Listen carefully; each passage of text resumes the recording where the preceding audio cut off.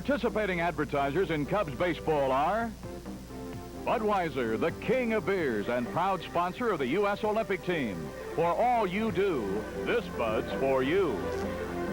Your neighborhood True Value hardware stores. Toyota's exciting cars and trucks for 1984. Toyota invites you to see them at your local dealer. Union 76 and your neighborhood Union 76 dealers, who invite you to go with the spirit of 76. Canon, the official 35mm camera of the 1984 Olympics. United Airlines, you're not just flying, you're flying the friendly skies. Zenith, see all the close-up action on the Smart Set by Zenith. At Zenith, the quality goes in before the name goes on. The Yellow Pages, it's the small investment that keeps your big investments paying off. And your Chicagoland McDonald's restaurants, where you can get all your favorite tastes in just one place. McDonald's. This copyrighted telecast is presented by authority of the Chicago National League Ball Club, which has the right of approval of the announcers and is intended solely for the private, non-commercial use of our audience. Any publication, reproduction, retransmission, or other use of the pictures, descriptions, and accounts of this game without the express written consent of... It's a beautiful evening for baseball in New York. Hello again, everybody. With Steve Stone, I'm Harry Carey. We're at Shea Stadium, where the Chicago Cubs are trying to knock off the Cinderella team of baseball, the New York Mets. It looks like the Mets have taken over this town, Steve. Well, Harry, with the Yankees in last place, everybody has become a Met fan, and justifiably so. They're 4-5 on this current streak. The pitchers are doing well, and the team looks like they want to be a contender.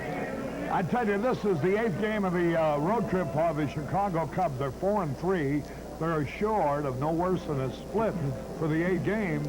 But boy, what a big one this would be to come home on. 5-3 for the road trip would be outstandingly good. It would also put us over 500 on the road this year, and Chuck Rainey is going for the Cubs tonight, and he's going to face a tough right-hander in Tim Leary. Leary is 1-1, but his earned run average is 9th best in the league. He's got a curveball just like Dwight Gooden, although he doesn't throw quite as hard. And Harry, we've got our hands full with this pitching staff. Certainly have, and it's a ball club that has a lot of little ingredients that seem to gel together. And Davey Johnson, their new manager, seems to be making the most of it. Of course, it's very early in the season, as we all know, and a lot of things can still happen. But I'd sure like to see the Cubs win this one, because I think morale-wise, it's a big ball game. The Cubs swept 2 from the Mets in Chicago. Now, if they could split with them in their home ballpark, they'd still be out in front of them for the year's play. And as long as you can keep doing that, you're not going to be suffering any. Well, the Mets are on a roll. That was the biggest inning recorded of the year, that 7-run inning yesterday. All right, we'll be back with the starting lineups as the Mets are taking the field following this message.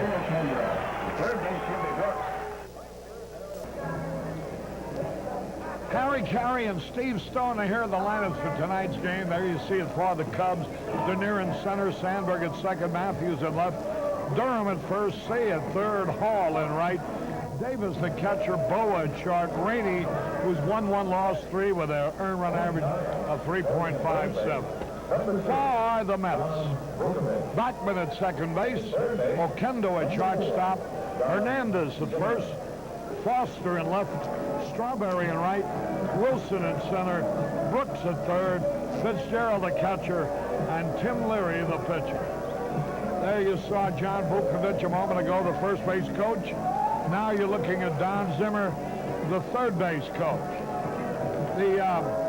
By the way, the umpires are Fleming behind the plate, who, incidentally, he and his wife, Rosemarie, are celebrating their 25th anniversary tonight. And that's the life of an umpire. His family's back home in Wisconsin while he is working here. His wife, Rosemarie, and his sons, Kevin and Stevie, are all in Brown Deer, Wisconsin. Nevertheless, a happy wedding anniversary to Bruce Fleming and his family. Bruce being one of the better umpires in the National League. We're ready to go. Tim Leary's first pitch. He bunts, and he bunted a terrible pitch. High, right over his right ear for a foul ball, strike one. Well, 2 streaks ended today. The Baltimore winning streak, which had reached 6, ended in 16 innings. They lost to Cleveland at Baltimore 9-7. The Giants' 9-game losing streak ended. They won in San Francisco 4-3 from the Dodgers. Curve in there to Dernier. He's in a hole 0-2. He's 1 out of 11 against the pitching of the Mets. Batting .244. Line drive, base hit, right center with 0-2. Strawberry coming up with the ball, and Dernier, as has been his wont, gets on base to start things off. Last night he got on with a walk, still second one to third on a wild throw, but died there with the next 3 men. Reasley retired, 2 on strikeouts, the other one on a comebacker by the pitcher Dwight Gooden. And there was a meeting at the mound between Hernandez, the catcher Mike Fitzgerald, and the pitcher Tim Leary, and they're reminding him of the hit and run possibilities right here with Sandberg and Dernier on first. They'll watch him closely. There's the throw over there. Hey, he balked. And down to second base goes Dernier. Tim Leary. He didn't hesitate. And Harry, he might have thrown over there without stepping over there. Jim Quick made the call. Let's watch it. Well, it looked like he stepped, but I don't know about his motion there. All right, it's a balk. Here's Sandberg now. And Leary's pitch. He was going to bunt his way on. It was a fastball low and inside, and it's a ball. Nice evening. Not a big crowd, though. Off day tomorrow, and Friday the Cubs are at home against San Diego.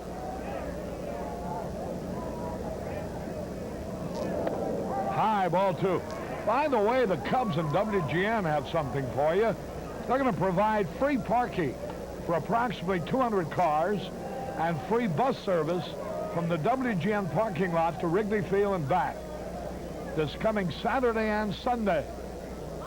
More about that in a moment. 2 balls, no strikes. There goes Dernier. He's trying to steal. He made it. Dernier stole third. We have a runner at third base, nobody out. Very important for a pitcher to take 2 looks at second base every now and then. Leary takes 1, and Dernier makes him pay the price. You've got to vary your looks and vary your tempo with a man on the bases. Leary didn't do it, and there you see a good slide into third.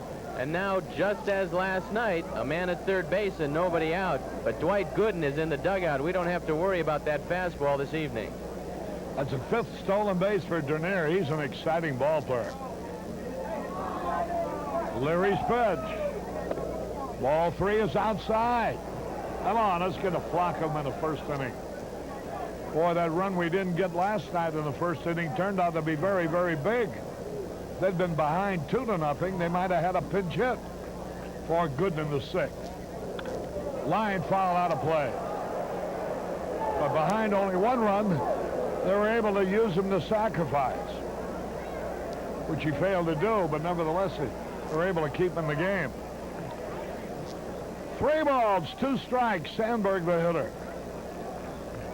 Gary Matthews on deck. Oh, boy, did he ever chase a terrible pitch. Way over his head. Struck him out again. Last night we helped out Gooden on a lot of high fastballs. Sandberg going down 3 times last night on strikes. Starts out this game the same way, swinging at ball 4. That's the 11th strikeout for Sandberg. For a contact type of hitter, seems like an awful lot. Gary Matthews takes it high. Well, that's what happened last night. With a runner at third, Sandberg struck out, then Matthews struck out, then Buckner tapped out. Here's Matthews trying to get the run home. Hey, He swings and he misses. Leary's got good size for a pitcher, 6'3", 190 pounds. Throws a good live fastball, a curveball, and a forkball. If he gets ahead, watch for the forkball tonight. Looks like our weakness is getting a runner at third with nobody out. High and inside fastball. 2 balls and a strike. Matthews hitting .333. Had 1 out of 4 last night. Leary's throwing everything up, Harry. It's easy to hit a sacrifice fly when a pitcher doesn't keep the ball down in the strike zone. 2 balls and a strike. Ball low and outside, and Leon Durham will be up there next. 3 balls and a strike. The Cubs are going to have to get Durham to hit him. He is fanned something like 7 or 8 times on this road trip. 3 balls and a strike. He walked him, ball 4. So the Cubs, boy, oh boy, they would have had the bases loaded with nobody out. Sandberg swung at a pitch actually over his head on 3 and 2. First baseman, number 10. You know, the WGN parking lot is adjacent to the studios, 1 block north of Addison Street, which is 3600 North. Fans are asked to use the Tallman Street entrance to reach the lot. Here's Durham. Runners at first and third, 1 out. There's a strike at the knee. That bus service will begin at 12:30 Saturday and 11:30 Sunday. On each day, it'll be 2 hours before game time. Cubs and WGN signs will be posted to guide you to the lot. That's Saturday and Sunday. Shuttle service. Boy, oh boy. There you saw the forkball. Leon completely fooled. Not only does the forkball go down, but also there's a little bit off of it as compared to his fastball, so he usually has the hitter out on the front foot. I don't know whether it's the pressure of Buckner or what, but Durham is really having his trouble. 0-2, come on, Bull. Runners first and third. He's in the jam. This is a big man now. There's only 1 out. If he strikes out, Leary could get out of this jam. Infield playing back. Throw to first, the runner back.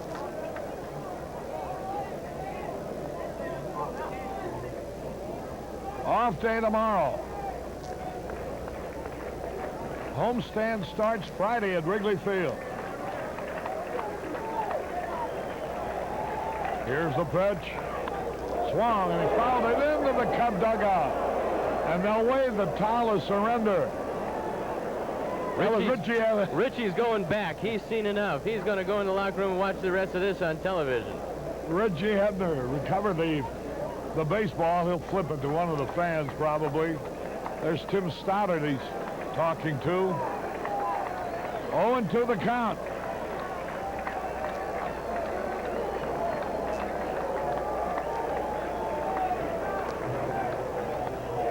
A little bit wide and low. He almost had it by.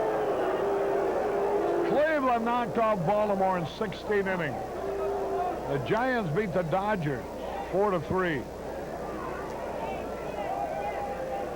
And games played this afternoon.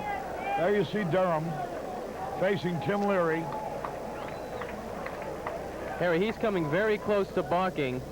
With the ball in his pitching hand, he's starting to move and not coming into his glove. Watch his right arm. If that moves and doesn't come up to the glove, it's a balk. Now ready. Here's the pitch. Popped it up. Short center field, Mookie Wilson. Now watch. Dernier is not tagging up. Just too short.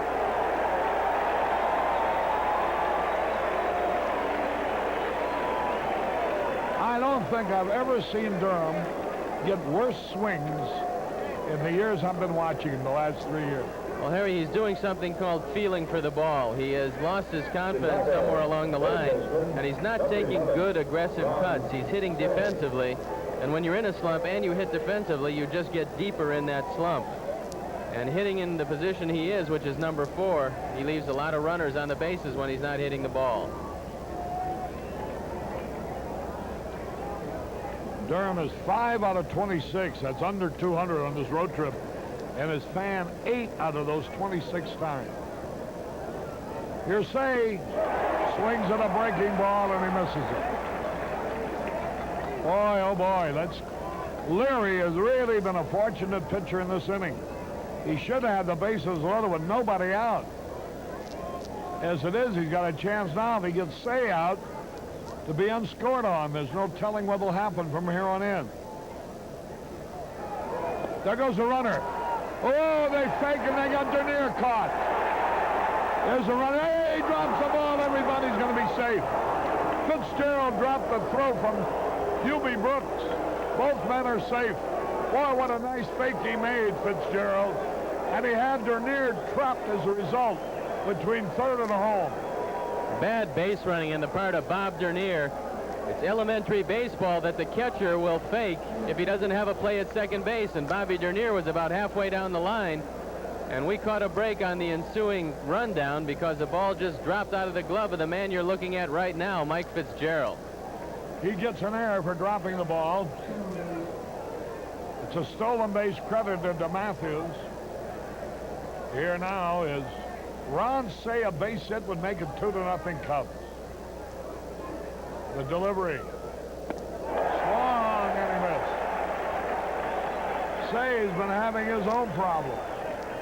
If you're watching at home and you don't get a replay that you think should have been replayed, it's because Arnie Harris is sitting up here with us today, not doing his usual fine job in the truck. 1-2 the count. Tim Leary ready. Time is called. Say steps out of the batter's box.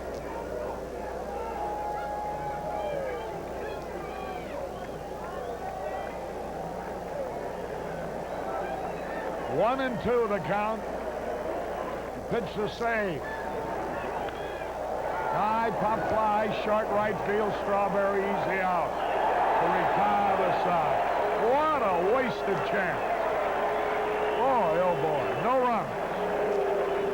One hit, one error, 2 left. We go in the bottom of the first, no score.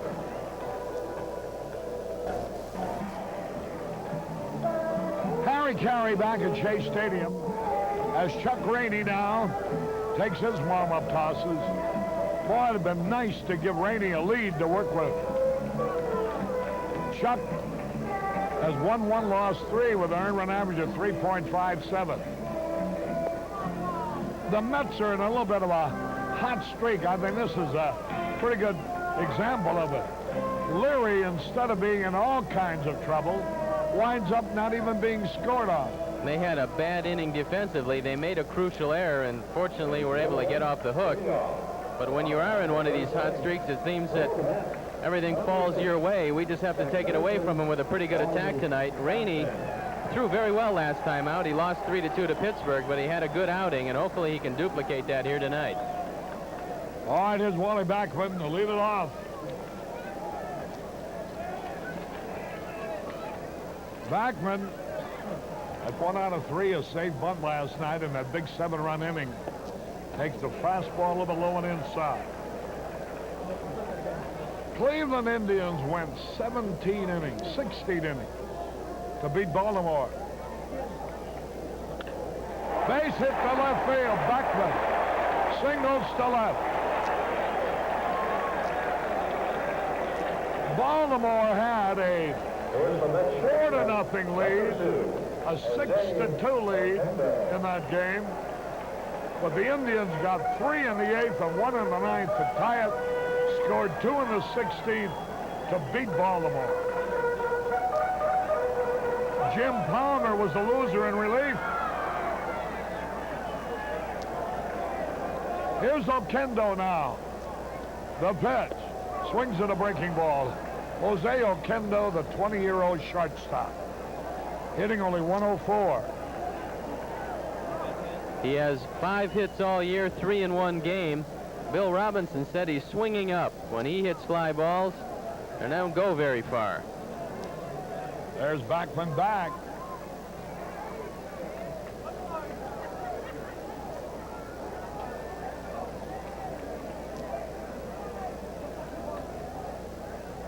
Chuck Rainey ready. They like to hit and run with this little guy. High pop fly, that ought to be caught. Mel Hall is there in short right.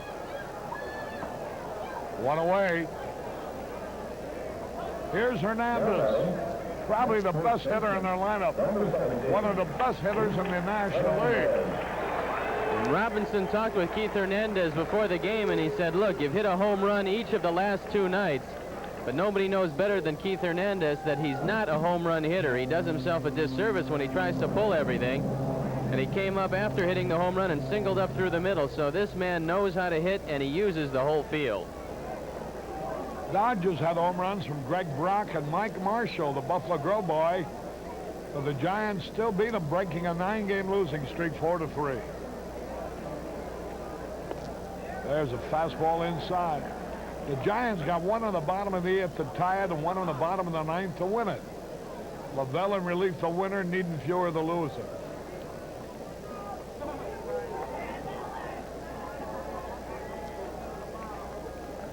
Backman gets back. Foster on deck. That 9-game losing streak, Harry, was the longest in San Francisco Giant history. 27 years they've been in San Francisco. It's a helpless feeling when nothing goes right. Boy, and they lost them by all kinds of scores. 8-7, 1-0, 2-1, 8-5. I mean, when they made runs, the other guy got more. When they had great pitching, they couldn't get any at all. Throw to first. Almost had him. 1 out, 1 on. Hernandez hitting .301. There goes the runner. There's a peg. Low, but he is out.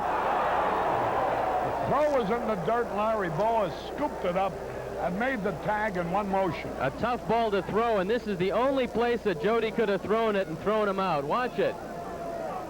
Larry picks it clean, puts the tag on. It's right on the front foot. A nice play by Boa. Nice play by everyone concerned. So there's 2 away. Boa makes that tag as well as anybody. There's a strike call. 2 balls and a strike. 2 men around, nobody on.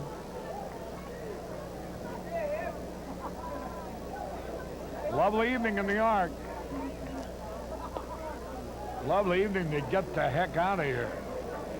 We fly back to Chicago right after the game. Boy, those Indians knew what they were doing. Swings and he misses. When they sold this New York City for $14 and 3 bottles of hooch, that was probably the best deal anybody ever made. 3 balls, 2 strikes.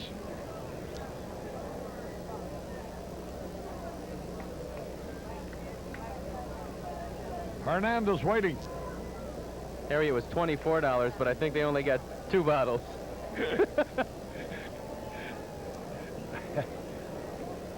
Picky, picky, picky. Here's the pitch.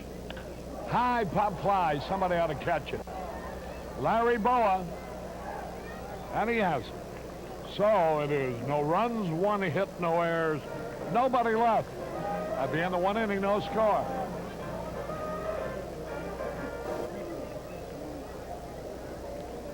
Harry Carey and Steve Stone. Here's Mel Hall to lead it off in the top of the 2nd inning. Here's Tim Leary getting ready. Into the windup he goes. Here's the pitch. Way outside. Let's pause here for station identification. This is WGN Television, Chicago, America's #1 sports station. Mal Hall waiting. 1 ball, no strikes. Short numbers if they were going to bunt. Took him for a strike call. While I saw the baseball commissioner, he's still commissioner in the Bowie Kuhn, with Howard Cosell at 21 yesterday. A lot of rumors here in New York that Bowie Kuhn and Cosell are trying to get a syndicate together to buy the New York Yankees, where they'd have other people raise the money, and they would be the general partners, much like it is done in Chicago with the White Sox.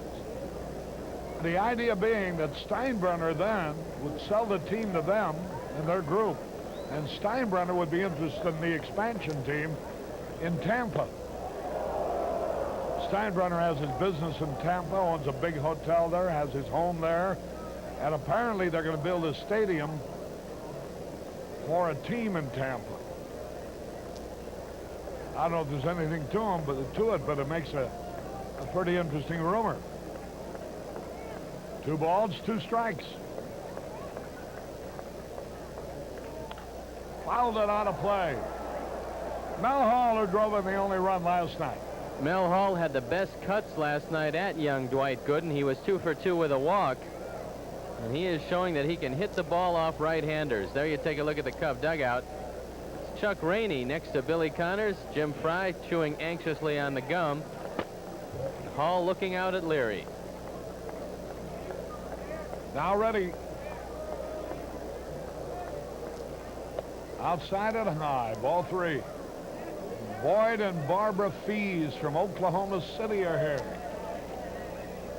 And a group from Rockford, Illinois. Kevin and Todd Haas, Steve Mussigman, Greg Mesa, and the Schwartzes are all here.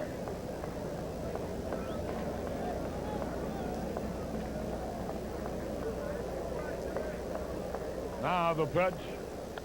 Fouled it back and out of play. Tim Leary had a lot of arm problems in the minor leagues, and he missed the whole 1982 season with arm problems. Then he reconstructed his pitching motion. He was throwing against his body, causing him a lot of difficulties. He changed his motion, took the pressure off his arm, and came back last year with an injury-free year in 1983. The pitch. Struck him out. Ball goes down swinging. 1 out. Now to bring up Jody Davis. Number 7, Chicago. They're here from Orlando, Florida. Cher, Gene from Carmine, Illinois. Steve from Portage, Indiana. Ray from Hackensack, New Jersey, all pulling for the Cubs. A lot of people have likened this young Met pitching staff to the great Met pitching staff of 1969. Tom Seaver, Nolan Ryan, Jerry Kuzman, Gary Gentry. But Tim McCarver, who was a catcher and is knowledgeable, says not yet. Give them a couple of months yet and let's see how they develop. Here's Jody Davis, the pitch. Look out, he spun him out of the way. Davis was hitless last night. 0 for 4. Jody is 5 out of 27 on this road trip. No homers, 3 RBIs. So that's under 200. Durham hitting under 200.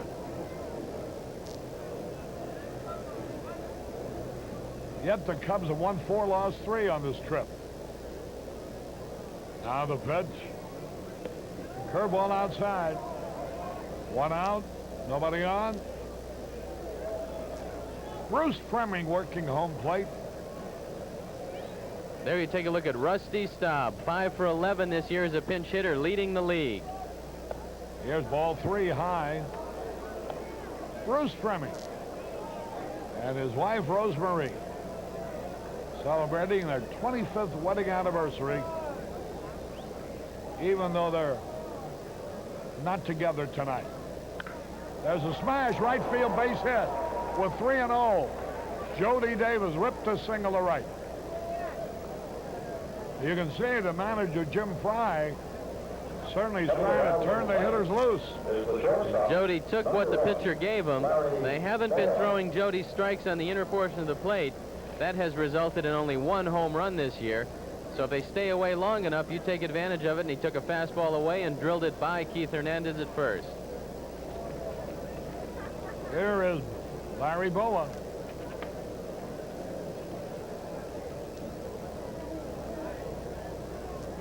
Pitch by Leary. There's a strike call. Boa on this road trip is at the 200 mark.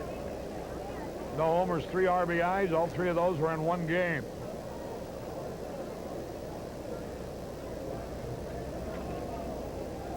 Rusty Staub leads the National League in pinch hits Tied with Greg Gross of the Phillies. They each have 5. Hyde short enough as if he were going to bunt. Rusty is a pinch hitter, is hitting .455, 5 out of 11. Last year led the majors with 24 pinch hits and tied a major league mark with 25 pinch RBIs.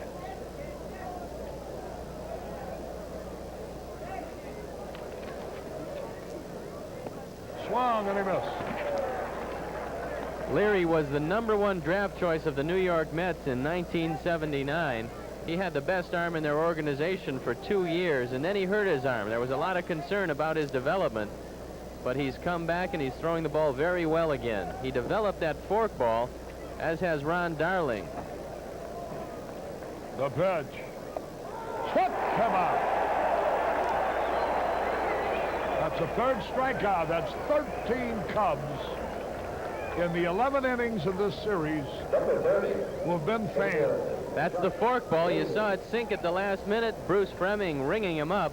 And Boa, who doesn't strike out a lot, was completely fooled on the trick pitch. Here now is Chuck Rainey. He's 1 out of 7 as a hitter. Curveball in there, a beauty, a strike call. Remember now, over the weekend, the Cubs, in cooperation with station WGN, are providing free parking and free bus service from the WGN parking lot. There's a bouncing ball. Second baseman's got it with a pitcher covering. Beckman throws to Leary. Hernandez could not reach the ball, but Leary was there to cover. No runs, 1 hit, no errors, 1 left. They go on the bottom of the 2nd, no score.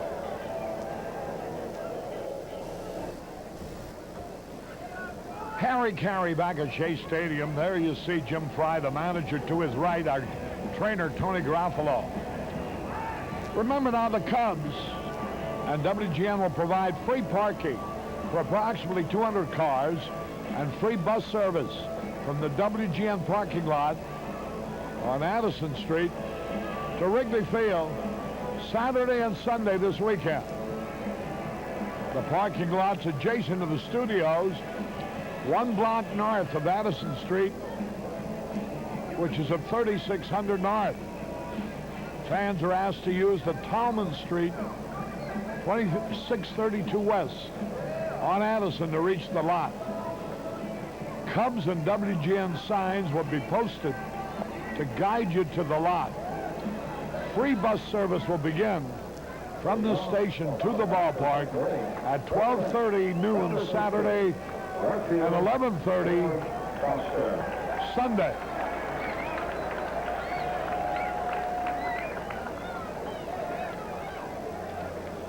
Here's Foster to lead it off. The San Francisco Giants traded Foster to Cincinnati, where he became a star, but a lot of people think that he became a star when he came over. He actually went back down to AAA and then came up. Foster's hit ever since. Here's a pitch swung on, high pop foul back into the stands. Souvenir for somebody. Montreal out in front of the Phillies, 1-0 in the 2nd. St. Louis and Pittsburgh, no score in the 2nd. Houston and Cincinnati, no score in the 3rd. San Diego and Atlanta, no score in the 4th. And the Giants beat the Dodgers 4-3 this afternoon. Fastball a little bit inside. A lot of people in New York think that manager Davey Johnson will have to flip-flop the order eventually, putting Strawberry 3rd with Hernandez behind him to protect him and dropping Foster to 5th. Right now, there's nobody behind Strawberry to protect him except for Mookie Wilson. And Strawberry looks like he has a potential of 35 home runs and 110 RBIs. You don't want to waste that. Now the delivery, here it is. He went around, tried to stop. He had gone too far. He's in the hole. 0-2 the count.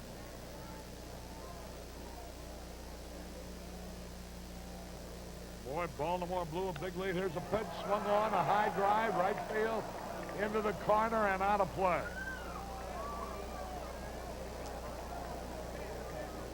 Baltimore blew a big lead, and Jim Palmer, working in relief, eventually was the loser. Jacoby hit a 3-run homer to help Cleveland catch up and eventually drove in the winning run.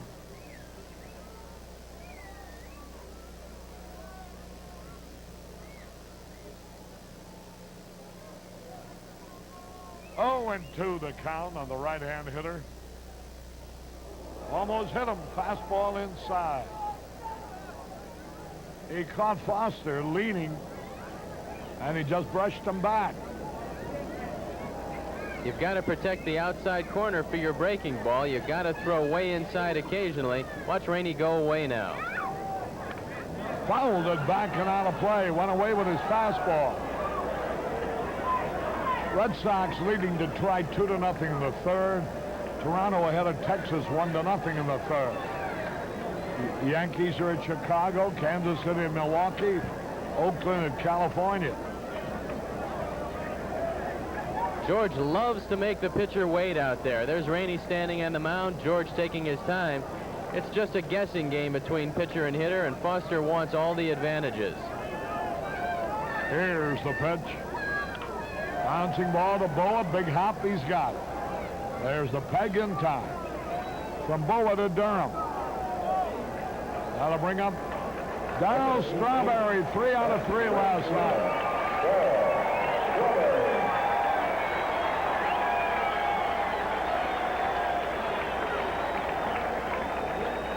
Strawberry hitting .351 with 5 homers.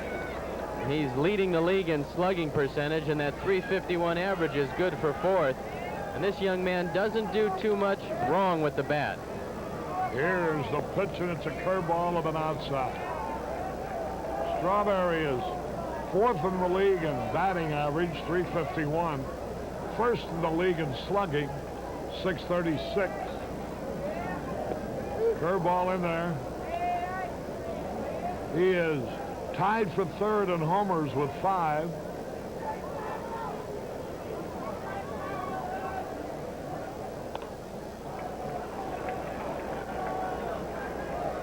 He is 5th in the league in on-base percentage.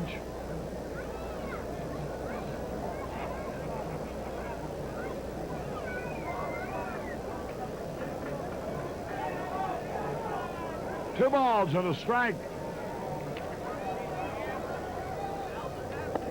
Swung and he missed. And the count evens up. 2 balls, 2 strikes. 1 out, nobody on. Mookie Wilson on deck. Cubs are at home Friday afternoon, Saturday afternoon, Sunday afternoon, all against the San Diego Padres. He's working Strawberry exclusively with breaking balls. You don't want to make a mistake in there. I saw him hit one off the scoreboard today. There's a smash into right field, a base hit. Strawberry hit a breaking ball, and he hit it hard. You've got to mix him up a little bit, and this is the 6th curveball he saw in the same at bat. And I don't care how good the curveball is, you're not going to fool a hitter the type of Strawberry if you keep on throwing him the same pitch. He drives this one through the right side. Here now is Mookie Wilson. 1 out, 1 on.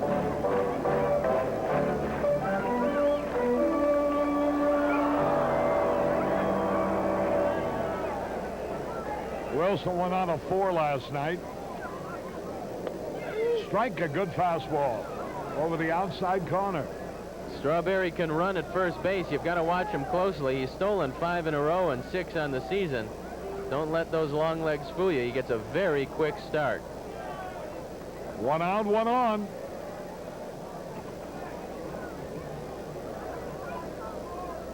The Bull Durham holding the runner on. Strawberry, a good base runner. He can steal a base for you. He's had 6 of them stolen already. Swings and he foul tips. 0-2 the count. Remember, Sports Equipment Bag Day for the kids. Saturday against San Diego. 2:20 game time. And a tote bag for the adults in a 1:20 game time Sunday. San Diego, the Giants, and Los Angeles on this coming homestand. There's the pitch high, the count 1-2. This is a pretty good pitch for Darryl Strawberry to run with. So let's watch if Rainey holds him close and if Jody gets a pretty good start on the throw. 1-2 the count. They throw over to first. Strawberry dives back safely. At 6'6", he could get a lead halfway down and almost dive and fall back. He was an outstanding basketball player. There he goes. Swung on a little tap. Here's a play by Rainey. Safe. He pulls him off the bag. An infield hit. And that's what these Mets do. They move from here and they beat them out there. They got enough speed up and down, and they're all contact hitters. Strawberry was running. Mookie Wilson took the ball away. Now watch the play by Rainey. It's a nice play. He does the only thing he can do, fire. Leon has to come off the bag, and on the play, Wilson is safe at first. So it's runners at first and second with 1 out.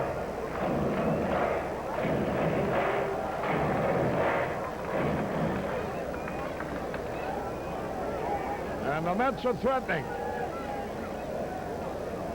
1 out, runners at first and second.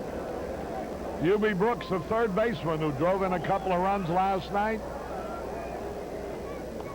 Pass ball over the outside corner. Brooks is 4 out of 11 against the pitching of the Cubs. Hitting .218 for the year with 3 homers. They bunch him towards center. Pickoff play at second. Got him! From Rainey to Sandberg. And Strawberry, who had roamed too far, was picked off. Good play. Quick move by Chuck Rainey, and it's set up by Sandberg. Watch the throw. The tag on the helmet gets him just before he slides back. The call by Lanny Harris, and Rainey helped himself out of a tough jam. Now there's 2 away and a runner at first. That helped.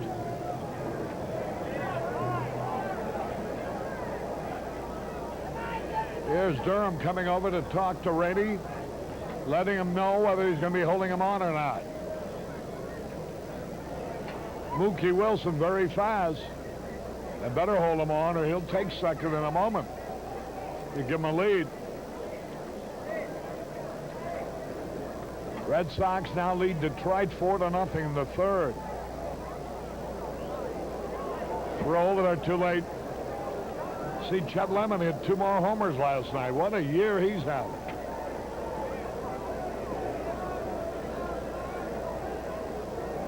Again, the runner is back. 0-1 the count.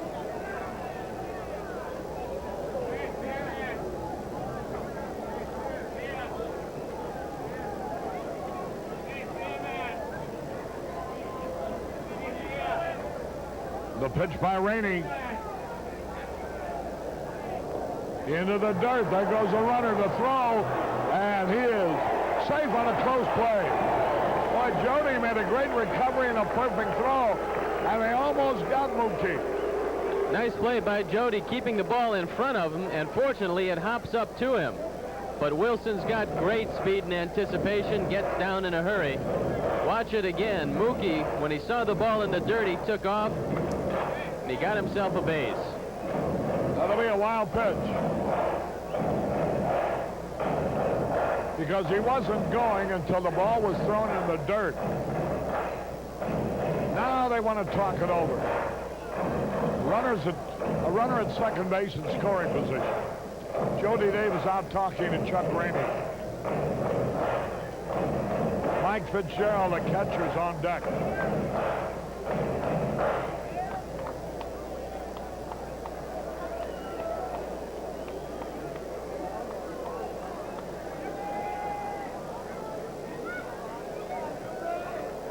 The pitch. Ground ball. Say's got it. Good throw, get him to retire the side. No runs, 2 hits, no errors, 1 left. At the end of 2, no score. Board for Channel 9's movie special, Silver Streak.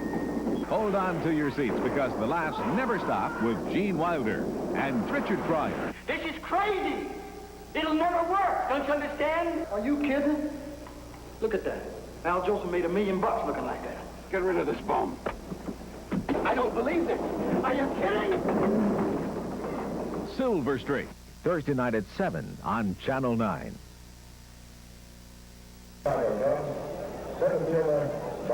Harry Carey and Steve Stone. We go to the top of the third. Here's Bob Dernier, who started the ballgame with a base hit. Still third. Cubs had a marvelous opportunity in the first inning. Fastball a bit low, ball 1. 1 ball, no strikes. Nothing, top of the third.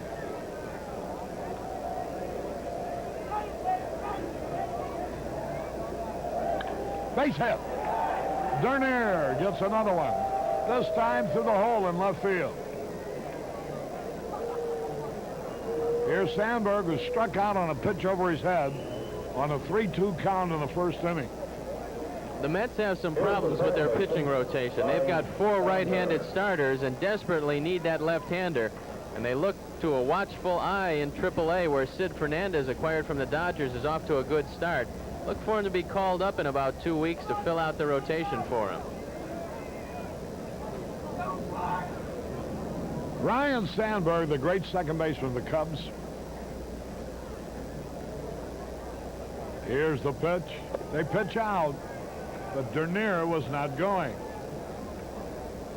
Fitzgerald doesn't have a particularly good arm. We saw him throw 2 balls awry yesterday. 1 went into center field, so Dernier realizes that and probably will take advantage of it. Now ready. Throw over to first, the runner back.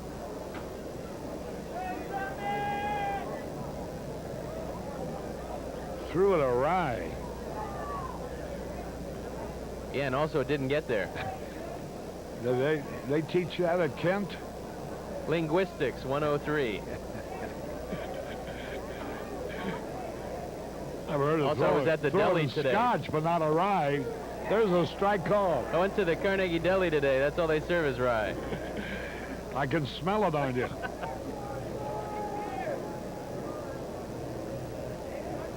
One ball, 1 strike. Sandberg waiting to throw over to first base. Ball game in the third, no score. Cubs fly home right after the game on a charter. Quick throw, boy, hey, they almost had him leaning the wrong way. Dernier got back safely. Cubs do win around 12:30 a.m. Off day tomorrow. Again, they throw over there. And Friday afternoon, the friendly confines, Wrigley Field, against San Diego.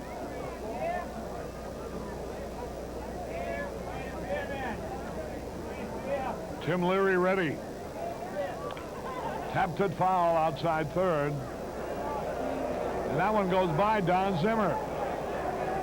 Tim Leary is doing a 2-fold purpose by throwing the ball to first base. First of all, he's keeping Dernier close. Second of all, he's tiring him out a little bit. Do a little experiment at home. Try to dive back to your sofa a couple times and see if you want to get up and run to the refrigerator. 1-2 the count.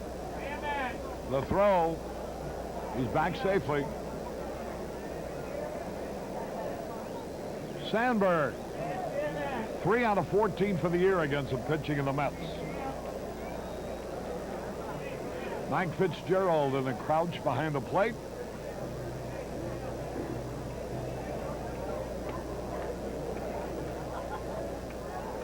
Again, he's back.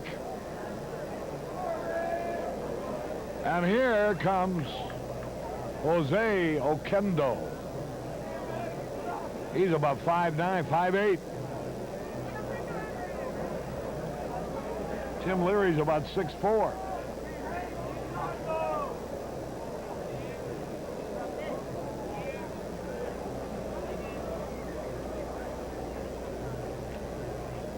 1-2 the count. Again, they throw over there.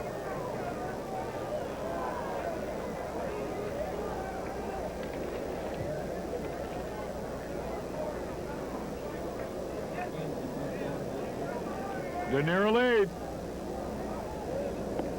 A little high, a curveball. He was fooled with that pitch. Fortunately for Rhino, it was high. 2 balls, 2 strikes. That's Dave Johnson in the middle. Bobby Valentine to his left. Frank Howard to his right. 2 of his coaches. He's close to the National League record in tosses to first. It's been 10, just this hitter. 2-2 pitch, make it 11. Yosh Kawano will be out soon to visit Tim Leary and say, look, I got to wash that uniform, so take it easy on the tosses to first. 2 balls, 2 strikes. Leary is ready. There's a base hit. Down the left field line, Dernier around second. On his way to third. He may try to score. Here we come. He's going to make it easily.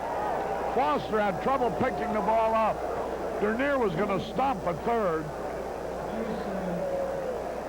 Sandberg will not get a run batted in. The run scores on the air. It's a hanging breaking ball, and the third base coach has got to keep one eye on Foster and the other eye on Dernier.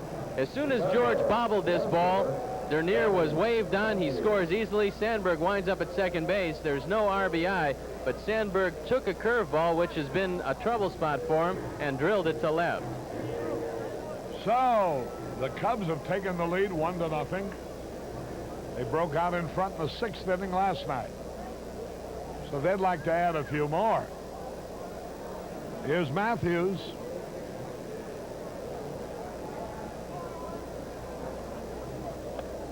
Sarge takes a fastball high. Matthews hitting .250 on his road trip. No homers, 5 RBI. Leads the team in ribbies on the trip, which is in its 8th game. The Cubs have won 4 and lost 3.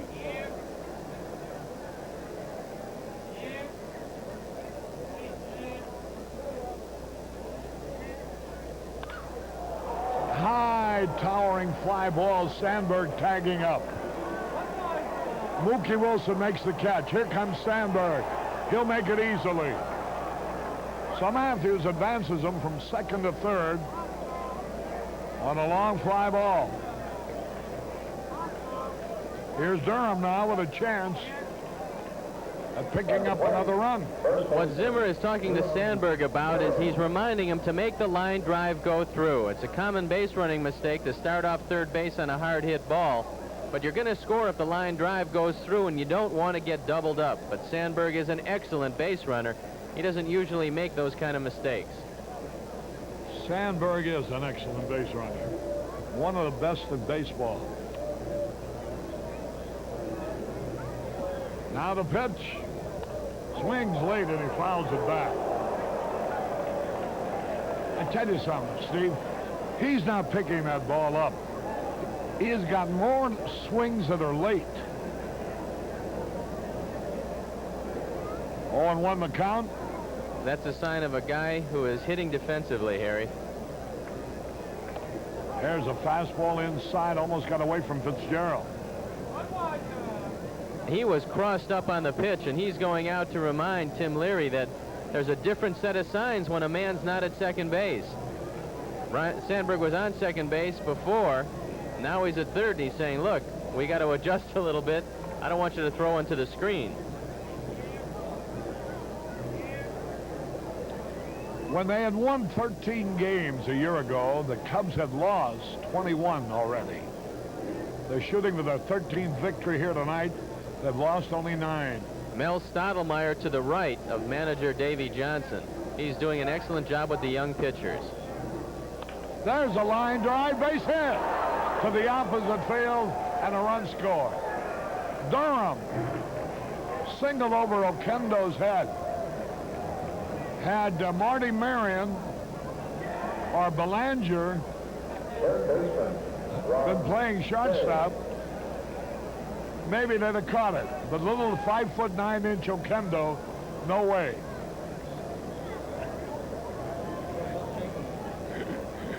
Yeah, Will Chamberlain. Well, once again, I'm reminded of that song about sharp people. Here's Say. Swung and he missed. RBI number 8 on the year for the Bull. He inside-outed the ball, took an inside pitch, and drove it to left field. He didn't hit it hard, but was hitting the right spot. Ron Say at the plate. 7 out of 22 for the road trip. With 1 homer, 4 RBIs, 3 on that home run. There goes Durham. Strike call, there's the peg. He's in there with a stolen base. Durham steals second. He guessed right, and he got the best pitch to run on, an off-speed curveball. There you see the throw, and it's a good throw, but the Bull had a good jump. He definitely ran on the pitcher. Leary's having a difficult time keeping the Cub runners close. All right, here now, Say with a chance to drive in the run.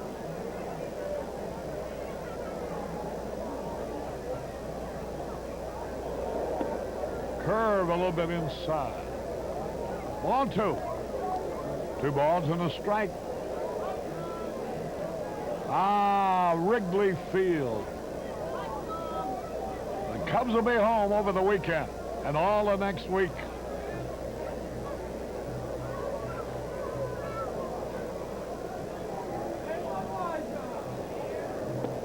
A little bit outside, ball 3.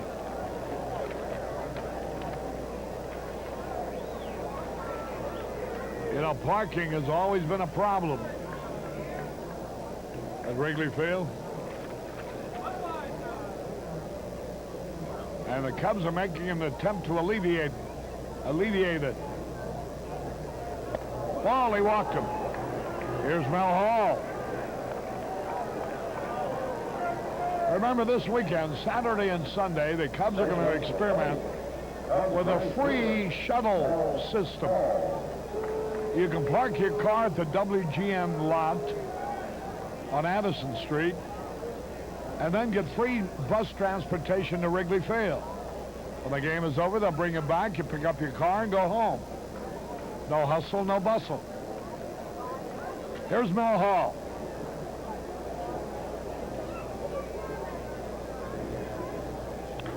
High pop foul back and out of play. The bus service will begin back and forth from WGN to Wrigley Field at 12:30 Saturday because the game starts at 2:20.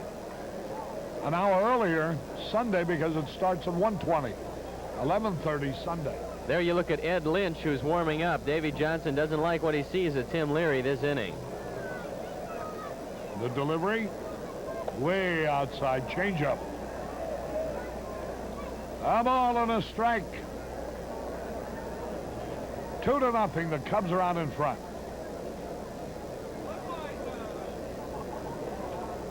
A win tonight would give them a 5-3 road trip. Good by anybody's standards.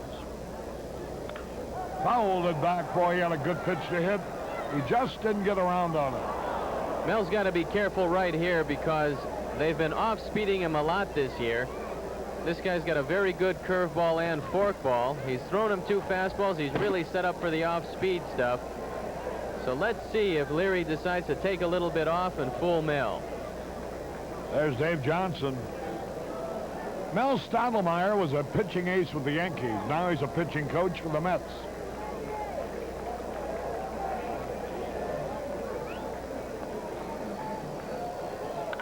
Bouncing ball. Hernandez throws a second for 1. Safe at first. No double play. Ball bounced into a force play from Hernandez to Okendo. Boy, that Okendo's got a strong arm. And this is the slickest fielding first baseman you'll see in the league. Watch how smooth Hernandez is on this ball. He fires a P to Okendo, and look at that arm on the relay. Mel Hall, who runs very well, just barely beats the return throw. Well, I love Whitey Herzog, and I think he's one of the greatest baseball managers in the world. Has great knowledge of baseball talent, but he can't convince me he made a good trade when they traded Hernandez. Here's a pitch low. Neil Allen is a fringe pitcher. Keith Hernandez is an outstanding hitter and a spectacular fielder. And Harry, if the Mets are going to have any kind of year this year, they can attribute it to that man at first base. Yeah. He gives them leadership, character, a great glove, and he's really solidified that infield. Now the stretch, the pitch to Jody. Curveball outside. Ball 2. 2 balls, no strikes. We're in the third. 2-0. The Cubs are leading.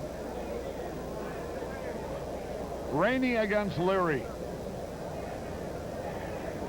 The way this Leary is pitching, we may have to go back to the hotel and stay in this lousy town for another night. Might be too late to get out of the airport. Boy, he's a slow worker. There's a strike call. This game is 1 hour and 9 minutes old. We're in the top of the third in a 2-0 ball game. A lot of pitchers make a mistake, Harry. When they're struggling, they slow it down a little bit. They should speed it up to get their rhythm. They take a lot of time, and the infielders get back on their heels instead of on their toes and don't make as good a plays. The pitch. Swung, and he missed the fastball. Boy, Jody, he'd like to have that pitch back. A letter-high fastball over the center of the plate. He had a good cut. Simply missed it. Runners first and third. There goes Mel Hall. The pitch is drilled foul into the right field corner. 3 hits here this inning. Cubs now have 5 hits for the night. Leading 2-0. That's a balk. Hey, they're going to ball come in. Harry, I told you he was coming close with the backhand, and he finally did it. Now Davy Johnson is coming out, but he's got no complaint. They will show a replay. Look at his pitching hand. Watch him come up, hesitate, and Bruce called the balk. He had called it once before, and Bruce is explaining to Davy Johnson.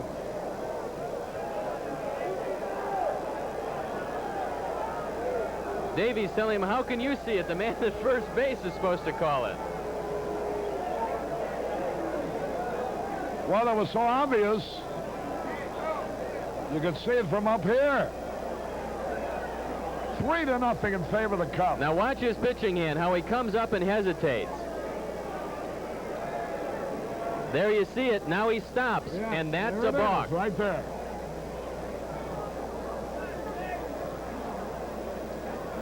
All right, Jody Davis now. 2-2 pitch.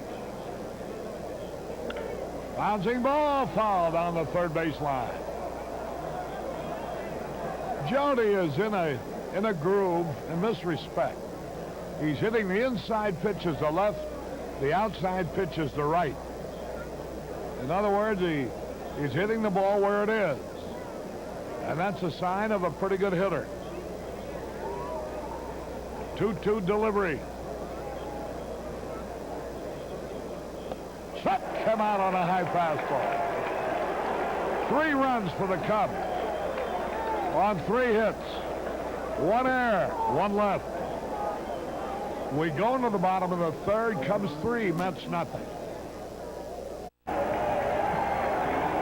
Remember the WGN News, which will follow the ball game.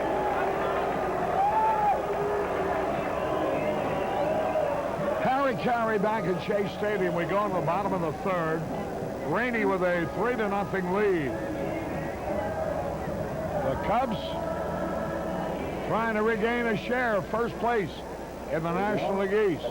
Montreal and Philadelphia, they're tied up 1-1 in the fourth. Pirates have taken a 1-0 lead in the fifth over the Cardinals. Houston leads the Reds 1-0 in the bottom of the fifth. San Diego no score at Atlanta in the fourth. Giants beat the Dodgers 4-3 today. The Yankees didn't score in the first at Chicago. Texas at Toronto. Tied up 1-1. Boston leads Detroit 4-0 in the fifth. In 16 innings, Cleveland whipped Baltimore 9-7. Kansas City and Milwaukee, Oakland and California later. Fitzgerald leading it off. Ball 2 low and inside. He's a gentleman who did the damage yesterday in the 6th inning. He led it off with a single.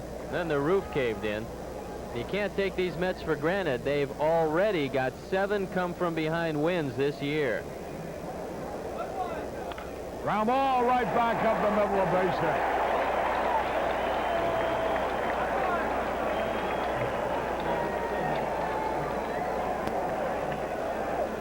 Well, when you're about... When the hitter's ahead of you, 2 balls, no strikes, at 3-1. Here's the match pitcher, number 38. Even if he's a Leary. 214 hitter like Fitzgerald is, he becomes a better hitter because he can anticipate the fastball. And if he gets it, he can hit it. Here's Leary, a good hitting pitcher. Homered earlier this year. He bunts the ball. Jody Davis throws to Sandberg. A sacrifice.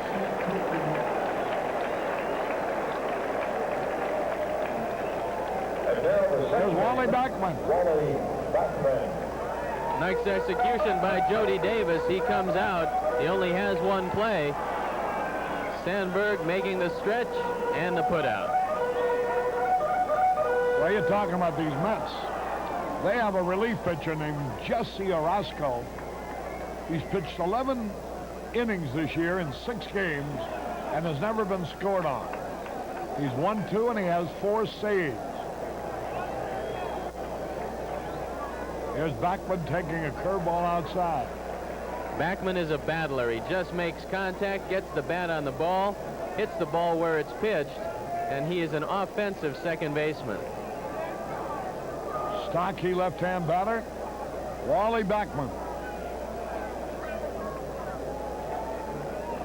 Lives out in Beaverton, Oregon. The pitch. Slider inside. Orozco has had either a win or a save in each of his last 6 appearances, and he's fanned 12 of the last 17 batters he's faced. So, boy, when they're ahead of you in the late innings, they're tough with that guy.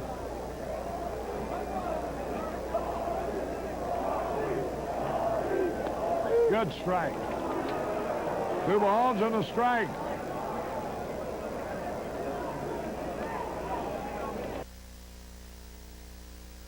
All game in the 3rd. 3-0 in favor of the Cubs.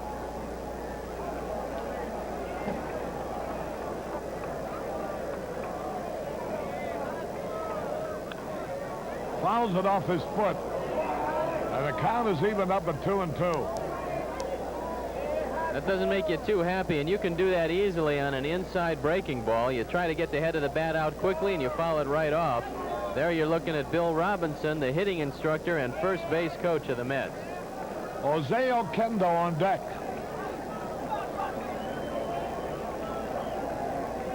Now ready.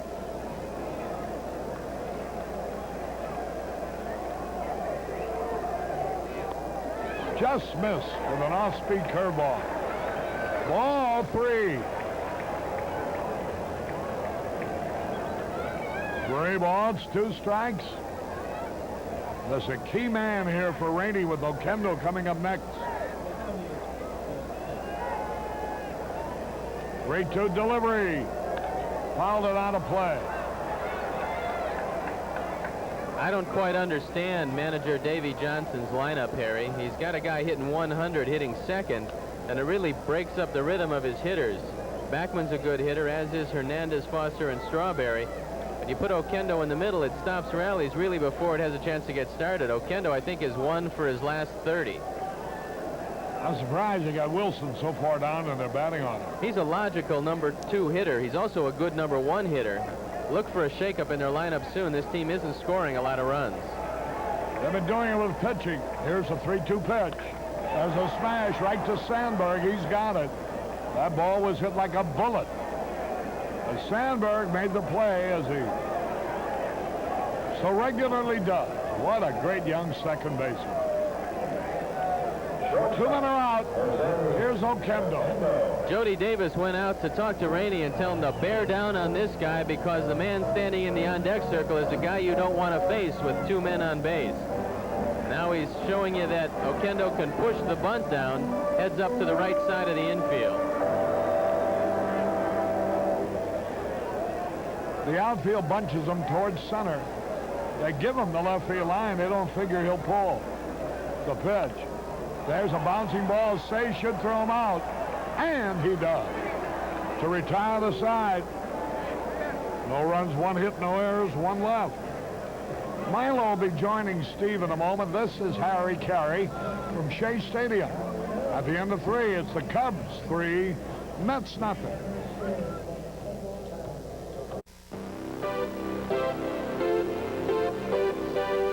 This portion of Chicago Cubs baseball is brought to you by Pepsi-Cola General Bottlers. Pepsi, the choice of a new generation.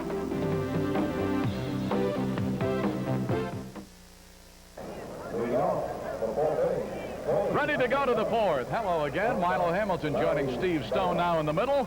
Hey, that was a good feeling to take advantage and get some runs. I thought we were snake bit again after that first inning with a man at third and nobody out and not getting him home, Stoney. I didn't want to see a rerun of yesterday's game, Milo. All right, this is Boa. He struck out, looked at strike 3, called the first time up. Leary has struck out 4, walked 2. A couple of balks have hurt him. 1, in fact, led directly to the 3rd run. 2 balls, no strikes. Steve Rogers got hit by a line drive tonight and had to leave in the 2nd inning in the game he was pitching for Montreal. Ozzie Virgil took a liner right back through the middle and caught the fine right-hander. That's ball 3 to Boa. Leary is starting to get under the ball. It looks like he's starting to get a little bit tired. That's a mechanical problem that should be picked up by the pitching coach, Mel Stottlemyre, if it continues. All right, let's see what happens here. That's a strike. We got 3 more stolen bases here against them tonight. This is only our 4th game, and you know, last year in 18 games against this club, we only stole 8 bases. We've already stolen 9 this year. There's a high pop, shallow left center. Foster was playing over and in, and he makes the play. So Boa's out on a fly ball to shallow left, and you go to your pitcher, Chuck Rainey. Pitcher, Chuck. And it also looked as though he was so concerned about our base runners. He threw over there so many times with Denier, also with Hall at first. That can affect you too, can it, if you just keep going over there? It's difficult to maintain your concentration on home plate when you're worried about the base runners, and that's been the secret of a lot of running teams. But Jim Fry wants to keep the pressure on these young pitchers. Wants to make them make the mistakes, and it's worked tonight. Fouled right here below us. It's a ball and a strike to Rainey. He bounced out to the second baseman his first time up. They've still got their bullpen working. I presume that's still Lynch. It looks like him. Chuck Rainey now with a 1-1 count. Nobody on in front of him and 1 away. 2 balls and a strike. We'll come home right after the game tonight, getting into O'Hare sometime between 12:30 and 1. Off day tomorrow. Since we've been mostly a road club, I guess the guys will have some good things to catch up on. The wives will have the errands to run. But then they get right back to it Friday when Scott Sanderson faces the Padres at Wrigley Field. Bouncer right side, over the bag. Hernandez will have to flip to Leary.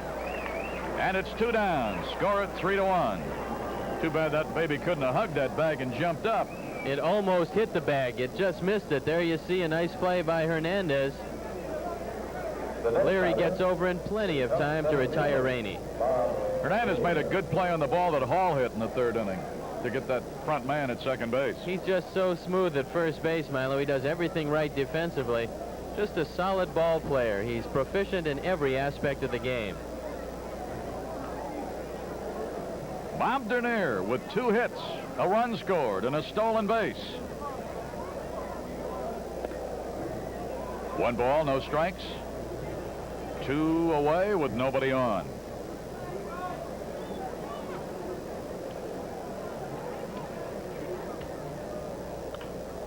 High pop, shallow right center. Second baseman out, Wilson on. Wilson's play to make. 3 up and 3 down for Leary. Best inning he's had. We are in the middle of the 4th at Shea, and the Cubs are in front 3-0.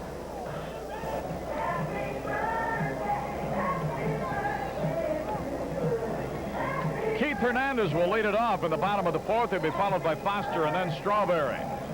Cleveland kept making it a game today at Baltimore, sent it into extra innings. They finally won it in 16 innings.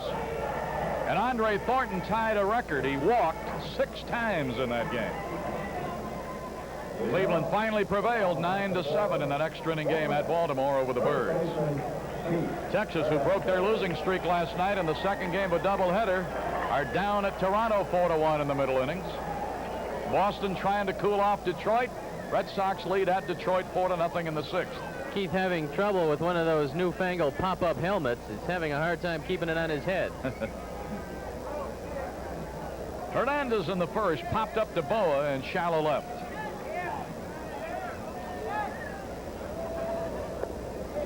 One ball, no strikes. Hernandez against the Cubs this year in 3 1/3 games is 7 for 13. He came in here tonight with a 7-game hitting streak. 1 ball, no strikes. Out into left center. Will it slice? It will. The banana going the right way, bent right into an oncoming Matthews. Nice play by Gary Matthews, and the ball came right to him. He got a good break on it, and there you see Keith. He says, geez, when you hit him that hard, you certainly like to get something. There you take a look at the pop-up helmet. If it hooks or goes straight, it's in the gap. But the slicing action on the end of it helped Matthews get there, and it's 1 away. George Foster, the batter. He bounced to the shortstop Boa in the 2nd inning. Our old buddy Vince Lloyd reminds us that some good Cub fans, the Quinns, are celebrating a 50th wedding anniversary. Vince and Marge Quinn, a golden wedding anniversary. Salute. Now this is a cat and mouse game. Watch Rainey. He takes some time. Foster steps out. Foster gets in. Rainey steps out. George wants to dictate the pace of his at-bats. He's 1 for 5 in the series. Couldn't hold up. They've done a job on this big guy. Held him to 2 hits and 13 at-bats. They've kept the ball away from George a great deal, and when they come inside off the plate. Now look where he's set up, way outside there, and he went again. Let's pause here quickly for station identification. This is WGN Television, Chicago, America's #1 sports station.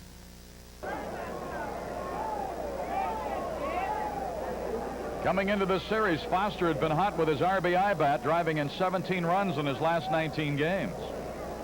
Gives you an idea of the job the Cubs did on him. The first series there, when he hit a home run, a harmless one really, in the wind onto Sheffield. That's the time to let him hit him when you got a big lead. Almost went again. 2 balls, 2 strikes. 1 out, nobody on.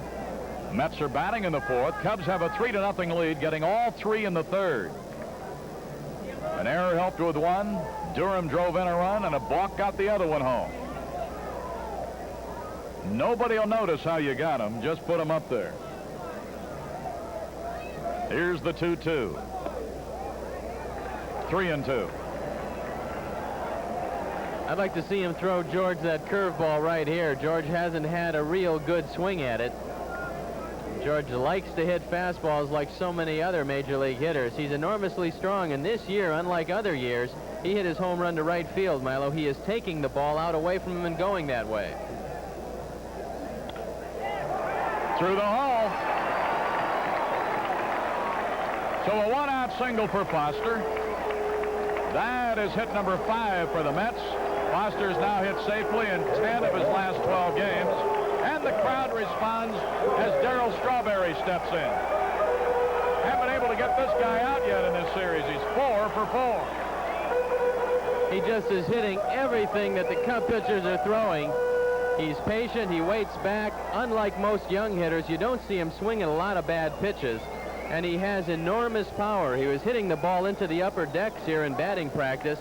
And Bill Robinson was just looking at him behind the cage. I said, boy, you can be a good hitting coach when you have pupils like this. He said, yeah, he does everything right. He makes that swing look so easy and effortless. It's just such a natural stroke. 1 ball, no strikes, and he doesn't have to overswing to hit him either. Well, he's seen 7 straight curveballs, and Chuck better vary it just a little bit, because I think that he's got the timing down on Chuck's breaking ball. He's also in a groove. He's at 436 in his last 11 games, and there's a base hit to left field. 2 straight hits after 1 out. Strawberry is 5 for 5 in this series. The Mets now have 6 hits compared to 5 for the Cubs. Watch the stroke of Darryl Strawberry taking the ball out away from him and going that way. And that's why a power hitter can still hit in the 350s and 60s, because he does take the ball away and go to left field. And he's confident enough to realize that he'll get his home runs. Eventually, they've got to come inside. Mookie Wilson had an infield hit in the 2nd inning. Almost an excuse-me swing of a bouncer between third base line and the mound. Rainey made a good play to try to get him. There's a high fly ball back into left center. Bobby Denier is there about 6 feet short of the track. Foster will tag at second, go to third. Strawberry will hold at first. 2 away now in the Met 4th. That ball had more carry to it than it looked or sounded like it was going to have. It's a very still night here in Shea, and this is not a big ballpark. When the wind's not blowing, it's not difficult to hit the ball out. We took a look at Warren Brewster in the bullpen for the Cubs, and Hubie Brooks is up. He hit back-to-back home runs in games against Montreal, and then he started thinking he was a home run hitter. Consequently, the .218 batting average coming in. He's had a lot of ground balls to third and short. All right, he bounced to third in the 2nd inning. Runners on the corners. Laid off of it. But that had been planted a little bit to him in spring training, hadn't it? To try to become more of a home run hitter for them? He really has a natural stroke to right center, Milo, and he does himself a disservice when he tries to pull too much. There you saw an example right there. He pulled his head. He moved his body out and completely missed a breaking ball, but that's the sign of an anxious hitter and a guy who wants to get the bat through the strike zone and pull the ball. 1 ball and 1 strike. Rainey ready. Line down into left center. That ball is well stroked. It'll be in the gap. It'll be a ground rule double, so that will save Strawberry from coming home. Only Foster will get to come home there. Good thing it didn't rattle around out there, because Strawberry would have scored handily. It's a double for Hubie Brooks. Jody Davis is sitting inside, and Chuck Rainey gets a fastball right down the middle. He missed his spot by about a foot. And when you do that, you have to pay the price. Chuck does. A double by Brooks. RBI number 11 on the season. He picked up a couple last night, so he can hit the fastball. Everybody knows that. Yep, location was the thing there. Lack of it. Now here's Mike Fitzgerald. They got to start treating this guy like a big league hitter. Got a hit last night that started a big inning, and in the 3rd inning tonight, leading off, he almost took Rainey with the ball out to center field, a rifle shot back through the middle. Now there are runners at 2nd and 3rd. The Mets are on the board, and a breaking ball, he doesn't go after it. Pulled the bat back in time, and it's 1-0. There's Rusty with a bat. He's getting loose. He's got a helmet in his hand. And if they decide that they're going to pitch around Fitzgerald, you're going to see the big red head stepping to the plate, and that's something the Cubs don't want to see. He's killed us over the last couple of years. But you got to get in line. He's had some phenomenal. There's a strike swinging. 1-1. The amazing thing about it was last year that with those 24 pinch hits, he averaged more than an RBI per hit. And you don't always come up with a chance to drive in a run when you're a pinch hitter. He tied a major league record with 25 pinch RBIs last season. Rusty has proven that he can do the most difficult job in baseball, hit consistently off the bench. 1 ball, 1 strike, 2 runners in scoring position. They represent tying runs. Strike called. He had a notion, couldn't pull the trigger. Rainey now needs to go after him. Leave those 2 runners in scoring position here. 3-1 Cubs over Mets. Ball game in the bottom of the 4th.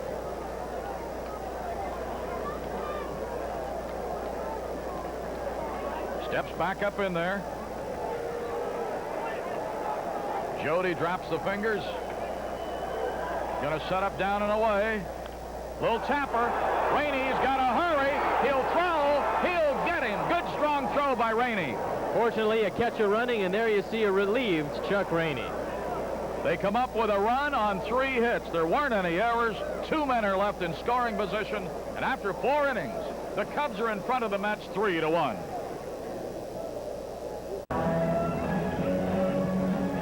Fifth inning, and Sandberg, who doubled the last time up and scored a run, gives him a 7-game hitting streak, and he steps in here now to lead off the Cub 5th. Well, I hope Jeff Odenwald and his die-hard Cub fans have got a good turnout tonight as they meet out at the Snuggery in Mount Prospect.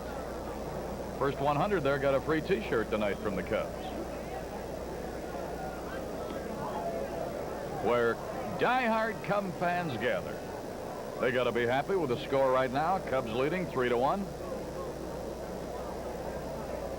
Sandberg, Matthews, and Durham in the 5th against Leary. 1 ball, 1 strike. Buffalo Grove's Mike Marshall hit another home run today. So did Brock, but it wasn't enough. Giants ended a long skid and edged the Dodgers 4-3 at Candlestick. Look out! The breaking ball wouldn't bite. That's startling. You're up there at bat, you guess curveball, the guy throws it. Almost takes your helmet off. I've seen it also, Milo, hit the bat and bounce right back to the pitcher. 2 balls and a strike. Looping liner, base hit center field. All right, Rhino, that's the way to come back. He had some troubles last night. Didn't get a hit until the last time up. Then struck out the first time here tonight, but now has 2 hits in a row. Cubs have been out hit 7-6, but they lead in the score 3-1. Gary Matthews, a walk, a stolen base, and a fly ball to center.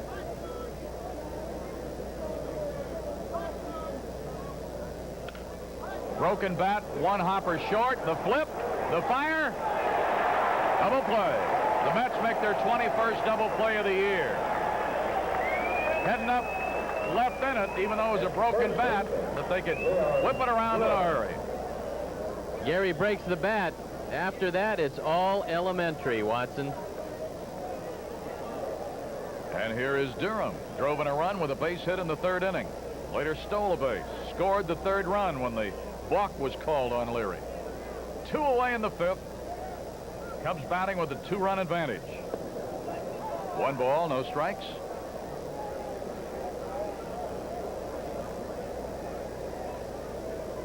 Leon Durham back in the lineup here tonight. That's a strike.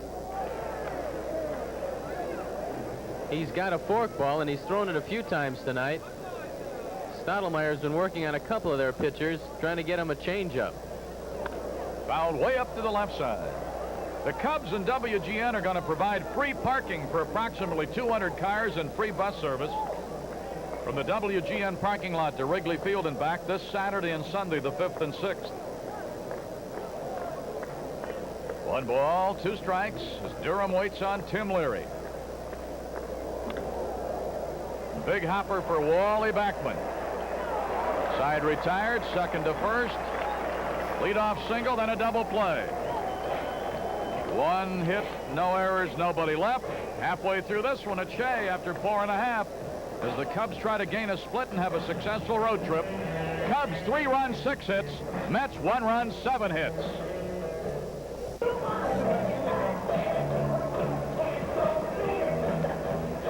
The Mets will send up a pinch hitter for Leary, and it'll be a catcher, Hodges. So Leary's going to be lifted. The announcement on the pinch hitter. And batting for pitcher Tim Leary. Number 42, Ron Hodges. Leary threw 5 innings, gave up 3 runs, 6 hits. He walked a couple and struck out 4. Not a real bad outing, but he was his own worst enemy with 2 balks. And Hodges comes on to start the 5th for the Mets. 125 average. First pitch a strike. No homers, no RBIs. He's only batted against the Cubs once. That was a pinch hitter in Chicago against Lee Smith, and he delivered with a pinch hit single. So he's 1-1 against the Cubs this year. He was going to catch in the Sunday game first weekend when we got rained out. Boa right there. That's a way to pick it. Hodges out on a little skimmer to Boa. Artie Harris usually looks at horses, Milo, but I understand that you took him to see a couple of apes today. Did you have a good afternoon? Well, I was on him to go see Tarzan with me because I'd seen some of the things about it and wanted to see that for myself about the costuming. I got to tell you, it was fascinating. The photography was outstanding.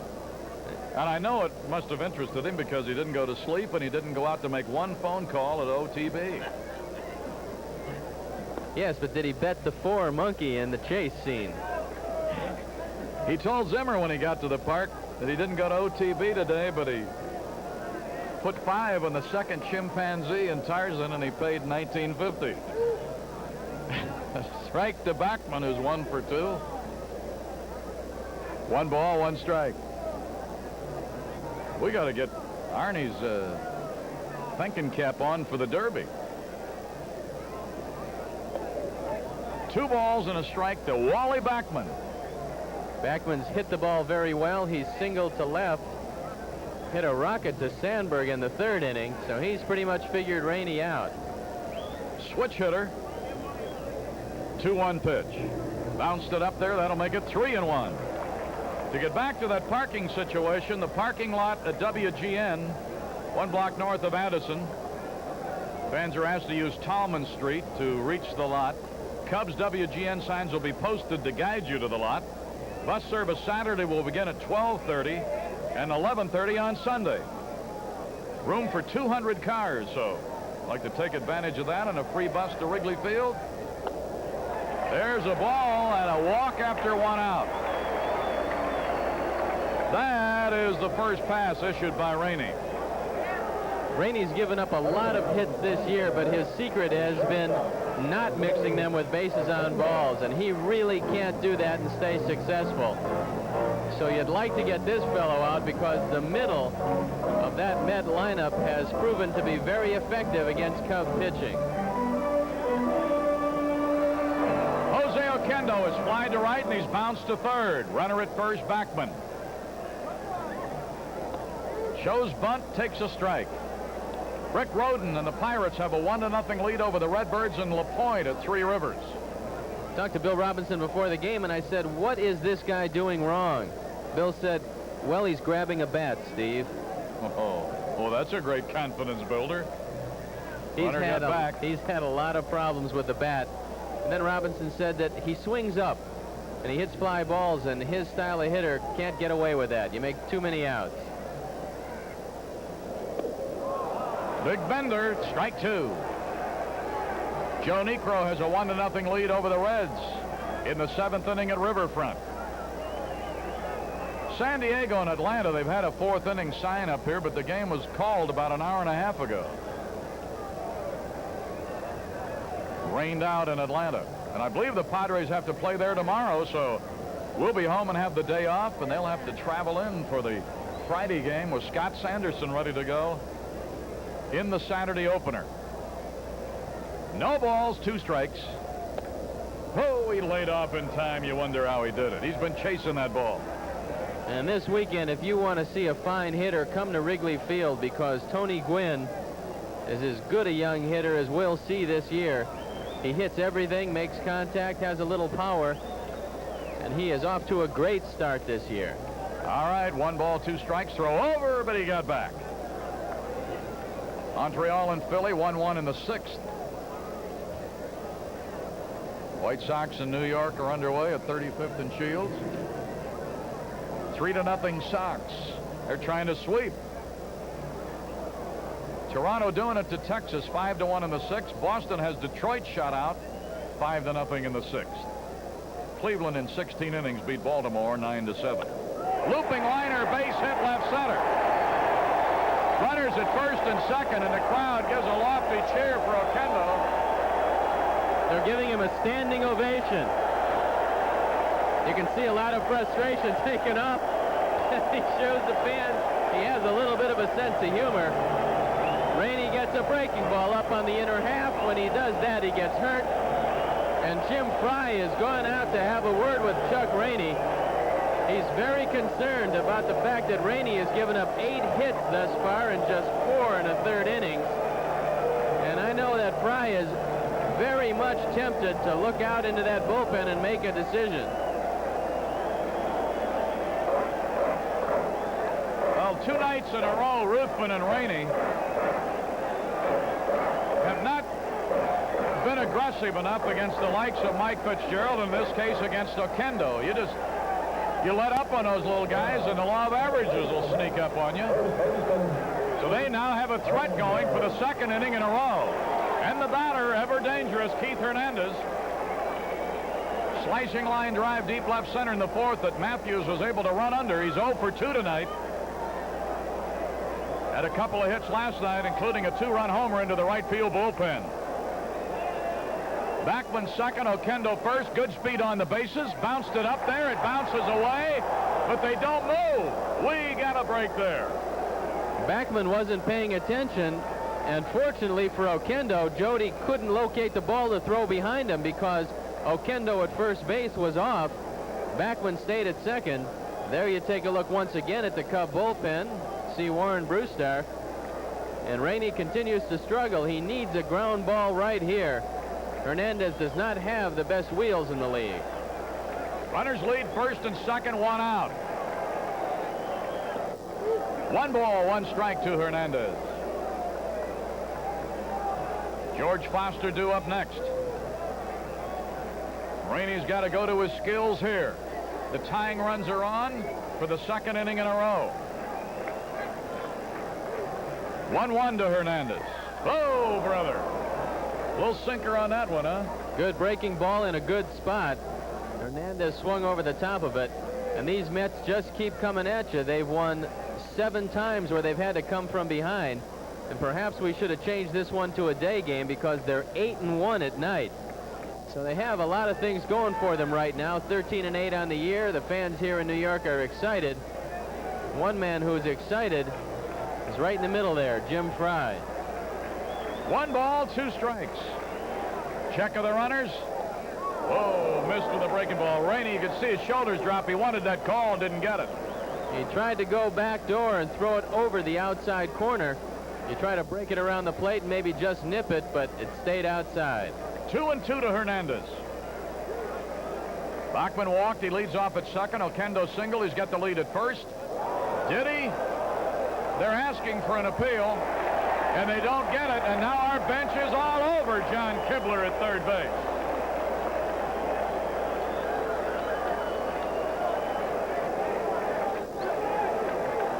Oh, that would have been a big one if you could have gotten it. Well, Kibler's taking some heat, but I thought that it was a pretty good call. I didn't think that Keith swung at the ball. Now time called. Hernandez going to make Rainey wait a while. This is a good opportunity to start the runners. Hernandez doesn't strike out a lot, and he's a good double play man. So let's watch if the runners break. 3-2. Here they go. Ball 4. The bases are loaded, and Rainey is in real hot water. Second walk of the inning. He hadn't walked anybody until this inning. Now George Foster 1 for 2 with the bases loaded.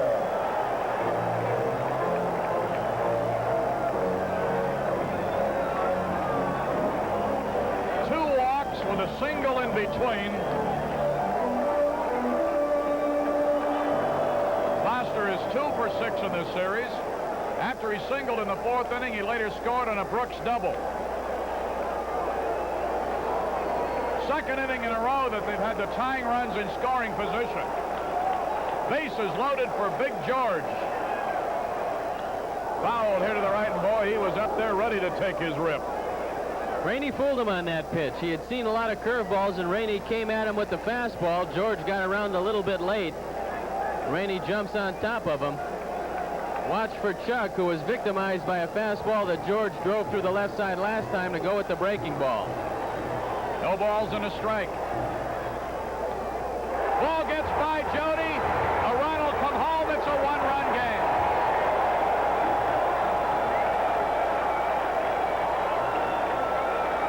That was scored a wild pitch, and I don't understand it. That looked like it was catchable. Looked like it came right by his mitt. It just hit right off his glove. Backman scores, and Jody's got to make that play.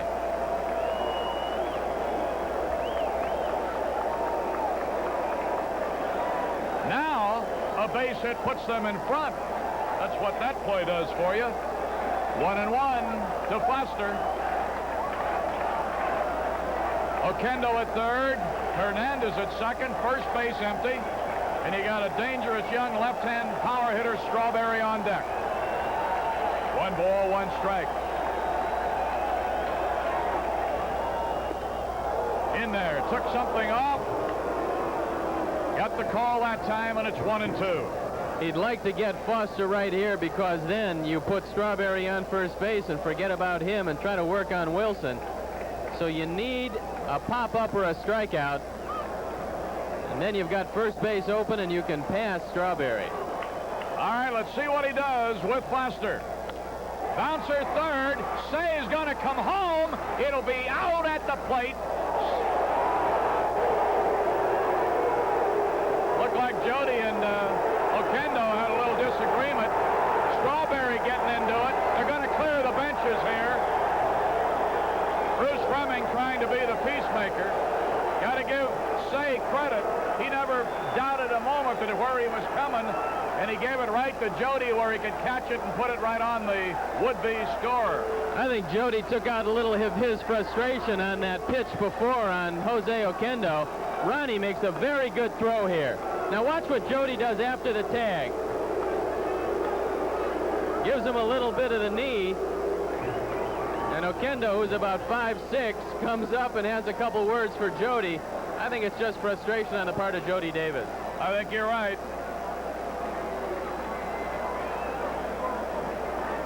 All right. It alleviates the situation a bit. Runners on the corners, 2 away. It's a 1-run game, Cubs. And Strawberry is the batter. Now you've got a different situation because you have the man at first base. You can't intentionally pass Strawberry, but I don't think I'd give him anything good to hit.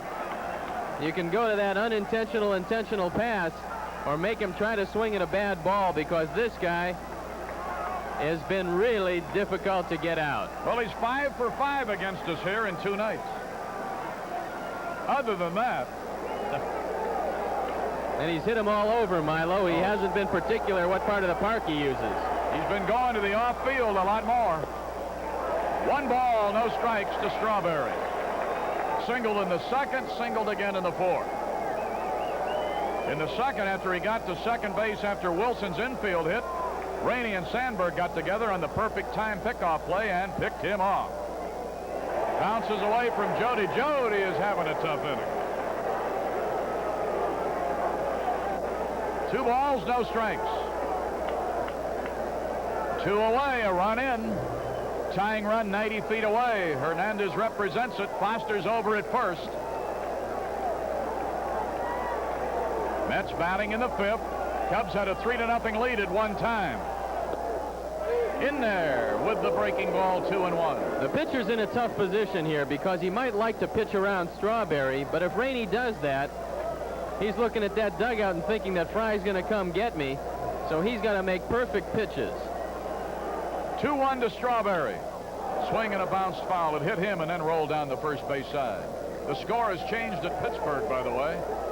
Cardinals get a pair and go in front of the Pirates 2-1 in the 7th inning. And the Phillies have broken a tie. They lead Montreal 2-1 in the 7th.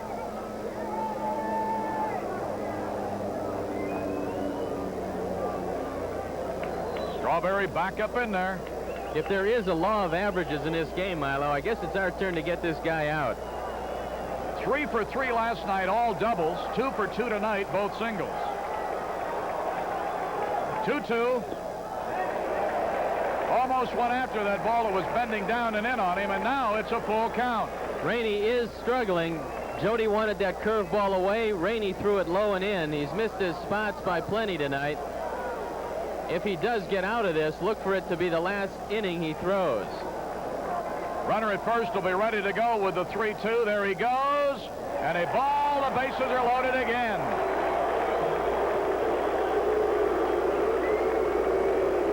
Third walk in the inning. Jim Fry. His pitching coach, Billy Connors, to his right. Here's the Mets. Center fielder, Mookie Wilson. Mookie Wilson will bat left-handed. He's 1 for 2. He had an infield hit in the second inning. Jody Davis and Rainey talking it over here. The last 2 innings, Rainey has constantly been in hot water. Sometimes you have a tendency to manage with your heart instead of your head. Chuck Rainey is not able to get a win right now. He needs one more out. And Jim Fry would love to see him get that out, but he's got a pitcher who has really been struggling and a tough left-handed hitter at bat, and the temptation must be great for Fry. Strike 1 to Mookie Wilson.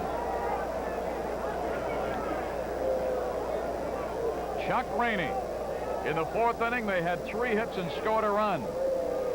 It took a great play by Rainey himself to throw out Fitzgerald to keep them to the 1 run. Then he got right back in trouble in this inning. They've tightened it up to a 1-run game. Steve Reich, good location. And he's out in front of him 0-2. A man behind him on every base. Hernandez third, Foster second, Strawberry first. Lifts a high fly ball that's playable toward left center. Denier will take charge. Denier will squeeze it. And we're out of another tough inning. But keep flirting with trouble. 1 run. Only 1 hit. There were 3 walks. A wild pitch got the run home. No errors. 3 left. They have now stranded 7 over 5 innings. At the end of 5, Cubs lead 3-2. And batting 9. Number 36. The new right-hander for New York is Ed Lynch. There you take a look at the stats. Lynch is 2-0, 240 earned run average, making his 8th appearance. They've all been in relief. He doesn't have any saves. He's been thrown mostly in the middle. 15 innings, 15 hits, 9 walks, and 6 strikeouts. And Lynch last year was lose primarily as a starter. He was 10-10, 30 appearances. He started 27 games, so this is a big adjustment for him, throwing entirely out of the bullpen, but he's been very successful thus far. This is his 3rd full year in the big leagues. He's got that good size, 6'5", 205. Third baseman. Pitching right near home from Brooklyn. When the Mets go to 5 starters, Ed Lynch would like to be one of them, but there's been a lot of talk about Sid Fernandez coming up from the minor leagues. They need a left-hander desperately. He won again a couple nights ago. And if Fernandez had started off very well in Tidewater. Here is the Penguin. 1 ball, no strikes.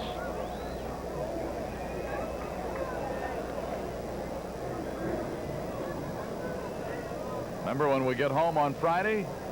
1 o'clock for the leadoff man on Channel 9, and then as we go along to other games, if it's out along our network, be sure to check your listings. A ball and a strike to say. He's hitless in 1 trip. He walked the last time up. A ball and a strike. Hall on deck. Now Lynch made him wait too long, and Say steps out.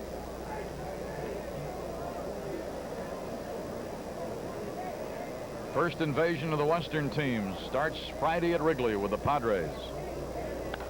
High foul out of play over to the right side. A lot of times when a reliever comes in, if he's different from the starting pitcher, then the hitters have to make a drastic adjustment, especially a left-hander, right-hander, or a fastballer, then a sinker baller. But these two guys throw very similar to one another. There won't be quite as much of an adjustment on the part of the Cub hitters. And both slow workers. 1-2.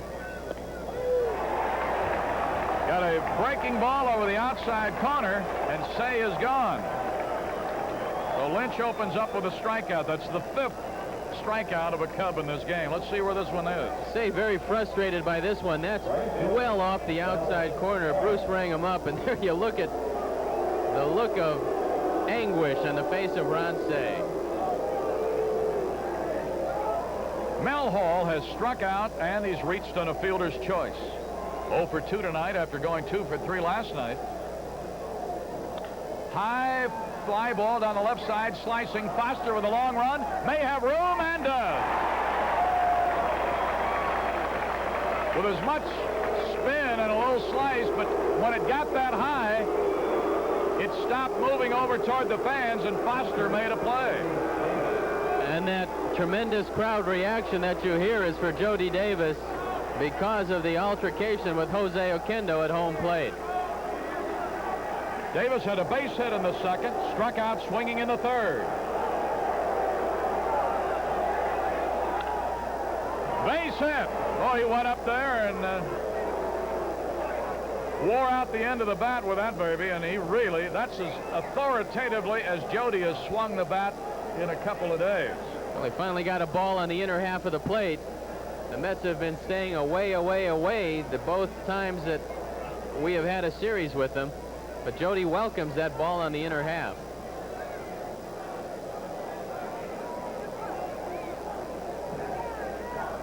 Boa takes a strike. Larry's been called out on strikes and flied to left. Lynch working in his 1st inning in relief of Leary. Cincinnati's taken the lead over Houston. There's a bunt. And they're going to let it roll. They're going to let it, and it does, about 85 feet from home plate. It almost looked like maybe the gamble had backfired. But then when it got about 6 feet in front of the bag, it tailed over the big chalk line. Hubie had no other choice because he was completely fooled. Larry gets it down. The ball hugs the line for a while. Looks like it's going to spin fair, and at the last instant, there you see it fall off right by the bag. 1 runners are in vogue tonight. San Francisco beat the Dodgers to start the day that way by 1 run, 4-3. The Cubs are leading in this one 3-2. And 3 of the games that are going in the league are all 2-1. Just missed. Cincinnati has gone in front for the first time in the 8th inning. They're leading Houston 2-1. And they got Joe Niekro out of that game. High pop. Easy play, shortstop over. Now the second baseman comes in. When it started up, Oquendo started to make a move, but Bachman called him off, made the play in front of second. And it retires the side. No runs and a hit, no errors and 1 left. In the middle of the 6th, it's still the Cubs 3, the Mets 2. Remember, after our game, news, sports, and weather on Channel 9.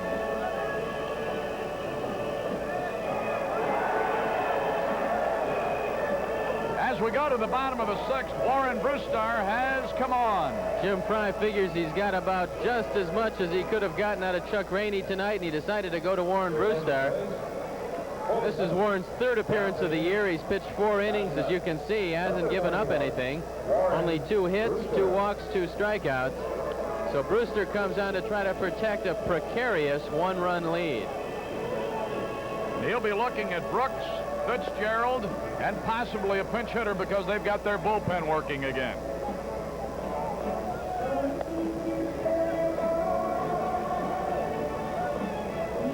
Toronto leading Texas 6-2 in the 6th. Boston over Detroit 5-1 in the 8th. White Sox are leading the Yankees in the 4th 3-0. And Warren Brewster, after Rainey worked 5, and the 4th and 5th, he wasn't far from being out of the game by being knocked out of the game. Now he's been lifted, and Brewster is on. Brewster, of course, who started the season on the disabled list, had some cartilage right kind of around the rib cage. It wasn't really ribs or rib cage. It was in the vicinity. Tonight's attendance paid $11,059. Total in the house, 12,229. First pitch here from Brewster's a ball. Brooks is 1 for 2. Had a ground rule double to deep left center in the fourth that got Foster home. He's had 3 RBIs here in 2 nights. Smashed on the ground. Sandberg knocks it down. Won't be able to play it. That ball was hit hard. That's got to be a base hit. Hit number 1 off Brewster and hit number 9 for the New York Mets. Nice play by Sandberg. 9-7. There you see him knock it down, and there's nothing he can do with it. He doesn't locate the ball right away and finally comes up with it. But not a very good beginning for Warren Brewster. There you take a look at Ubi at first. Catcher Mike Fitzgerald 1 for 2.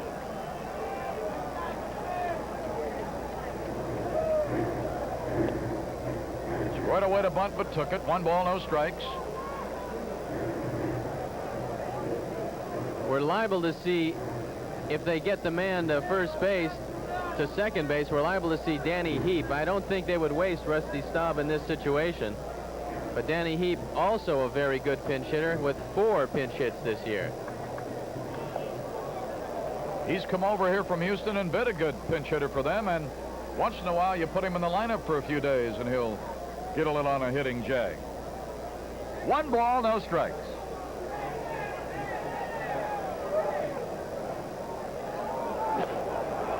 Throw down, but nobody was there, but finally Sandberg got there. When Jody let that ball go, Rhino was still about 15 feet from the bag. Well, this is a hit and run. This is not a straight steal, and Jody makes a very good throw to second base. Hubie doesn't have the best legs in the world, but Sandberg gets there in time, puts the throw down, and that gets us out of another jam early here in the 6th inning. Watch it again. Sandberg makes a good move because he's got to protect in case Fitzgerald does hit the ball. All right, a ball and a strike. 2-1. Brewster's stock and trade is a good sinker.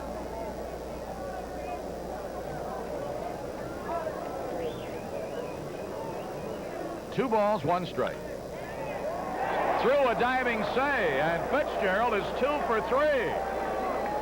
Ron actually dives over this ball. The ball goes between his glove and his elbow. Watch it again. This is a ball that he could have had. There you see him diving over it. And the first 2 Met hitters have base hits to greet Warren Brewster. That's going to put a call into the bullpen. Lynch will bat for himself now. With a runner at first and 1 away, Backman is due up next, and now Lynch wants to have a chat with his third base coach, Bobby Valentine.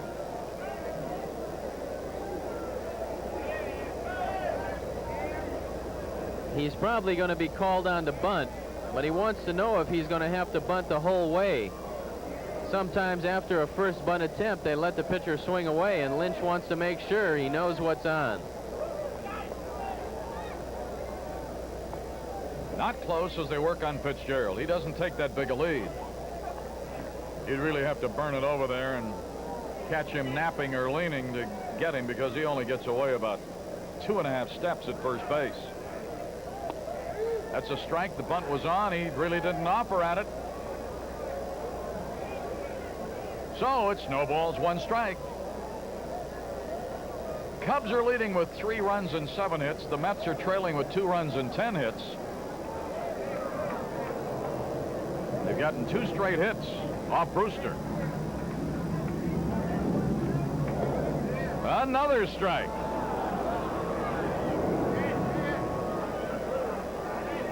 So now it's 0-2. Warren Brewster, who hasn't had a heck of a lot of work. It's likely that they're going to ask Lynch to bunt 1 more time. He took a long look down at third. That's usually a mystifying look. Let's see what happens. Over the shoulder, looking to first. 1 ball, 2 strikes. Last night, the Mets had 1 big inning, and 1 convincingly. After the Cubs took 2 out of 3 at St. Louis, 2 out of 3 at Pittsburgh, need a win here tonight for a winning road trip. And they're leading at the moment by a run. 2-2. Well, no sense nibbling with him anymore. After the 2-strike count, tried to get him to go after something down and away, and he laid off of both of them. And now it's 2 balls, 2 strikes, 1 out, and Mike Fitzgerald is the runner at first.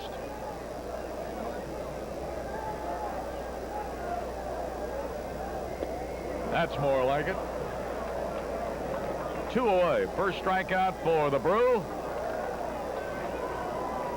This shows you why some pitchers do bunt on strike 3. Same result. Now there's 2 outs, but a tough hitter in Wally Backman up. That's the first Met to strike out in this game, by the way. Backman, a single, a bounce out, and a walk, and he has scored a run. Got enough of the inside corner to put him down in the count 0-1. Jody's got to watch jumping up. Fitzgerald is not likely to run in this situation, being a catcher. And if Jody jumps up too early, a lot of times he might take a strike away from Warren Brewster. 0-2. 6th inning. Shea Stadium in New York against the Mets, who started this game in first all alone in the National League East. Well, you can tell a difference in the first month of what this club has done just if you pay attention to their crowd. Good scoop of that one by Jody. 1-2. They're ready to cheer for everything. The attendance tonight, a little over 12 in the house, 11,059 paid.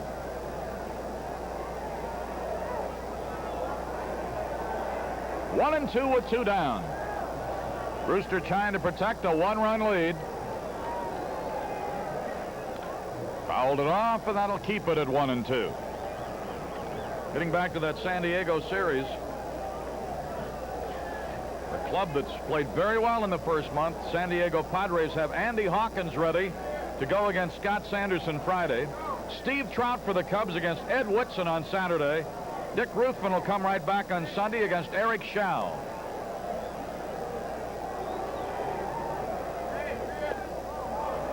They're asking, and Fromming says yes. And that'll be a strikeout. 2 in a row for Brewster. Backman doesn't like the call. And that will end the inning. No runs, 2 hits, no errors, and 1 man left. We have played through 6. Still mighty close here. Cubs looking for insurance. They lead New York. Harry Carey and Steve Stone as we go on to the top of the 7th. Cubs are leading 3-2. They were ahead 3-0, then 3-1, now 3-2. And nothing would be more beautiful to see than about 4 more runs on that scoreboard. These Mets keep coming at you. Brewster doesn't know he's supposed to lead off, so there's nobody up at the bat, but Warren Brewster is due to lead off. There was no lineup shuffling, and now Warren grabs a bat, a helmet, and he's going to step up there and get ready to go, take his cuts at Ed Lynch. Lynch came on to relieve the starter, Tim Leary, last inning. This is Brewster's first time at bat this year.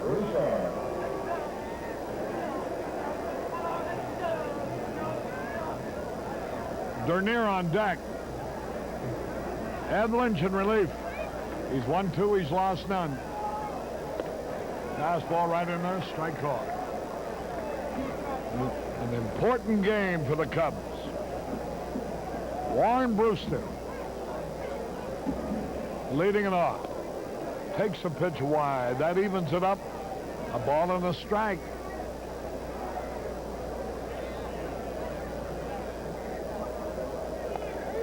Strike call. He shortened it up as if he were going to bunt. Cardinals now lead the Pirates 3-1 in the 8th. That's LaPointe against Rodin. Here's the pitch. A little tap. The shortstop coming in, fields it, throws. Okendo throws out Brewster. 1 away. Here's Dernier. He's 2 out of 3. Dernier takes his time to give Brewster an opportunity to get in the dugout and get a breather. And Harry, just for you, they did put up the White Sox-Yankees score today. It's posted boldly at the top of the scoreboard.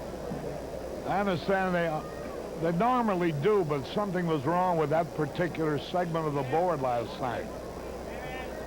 Here's a curve in there, a strike call. We're in the Big Apple. One strike and nothing.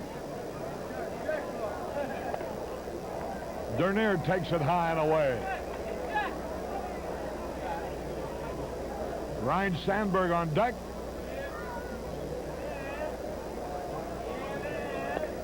Low outside, ball 2. Was the Apple kind to you these past few days? Well, this is always a great city to come to for a few days, and it's always nice to be able to leave it after a few days. There's a pitch popped up. On the infield, easy out. Oquendo's there, and he takes it. 2 up, 2 down. And second baseman, Ryan. Got to be the most expensive city in the world, huh? I just had a hot turkey sandwich today for $8.50. I don't think that's too bad. They should have given me the whole turkey and let me take it home. 2 men out, nobody on. Here's a strike call. Sandberg with a double and a single.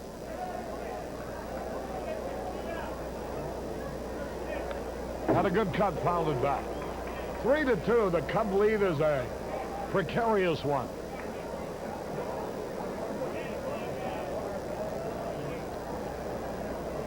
Two men out here in the 7th. Lynch has stopped the Cubs call the pet. Curveball high and outside. With the off day tomorrow, as you take a look at Lee Smith, I was just going to mention, I don't think it'll be long before you see Lee in the game if Brewster gets in any trouble. There's a high fly ball, easy out. Strawberry in right field. The Cubs go down and order. 1, 2, 3, nothing across. Got a hold, and we go into the bottom of the 7th. Cubs 3, Mets 2.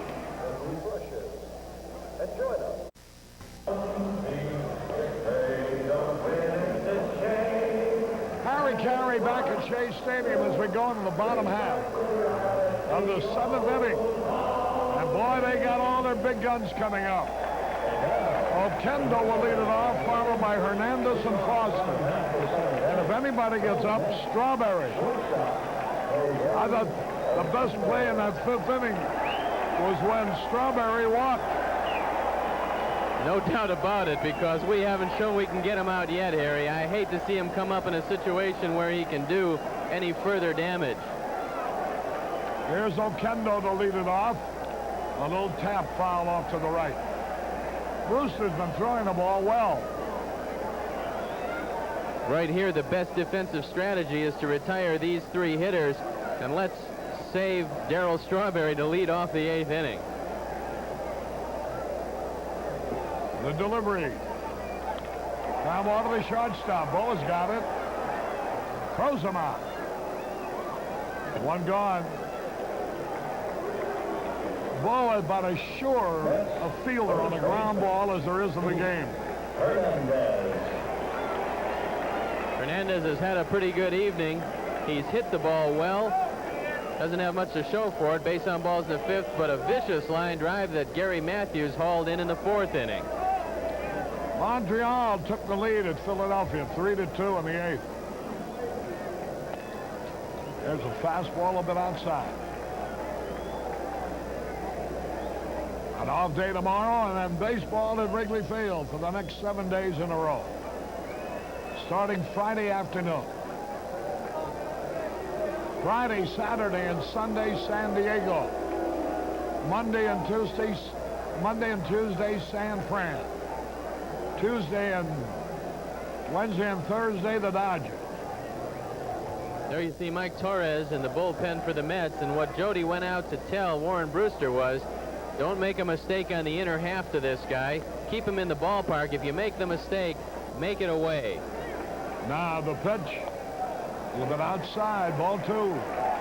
2 balls, no strikes. 1 out, 7th inning.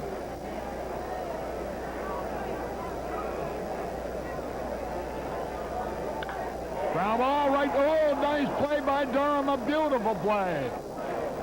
He was guarding the line. The ball was hit like a shot to his right. Quite a play. Hernandez hits the ball hard one more time, and Leon Durham shows you some fancy glove work as he goes to his right, calls off Brewster, and that's 2 outs in our effort to make Strawberry lead off the 8th. 2 men are gone. Here's Foster. Heading to a fielder's choice play at the plate in the 5th. That precipitated a little bit of a rhubarb.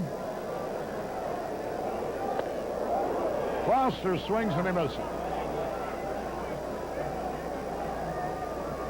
Just don't throw the ball where this guy is swinging.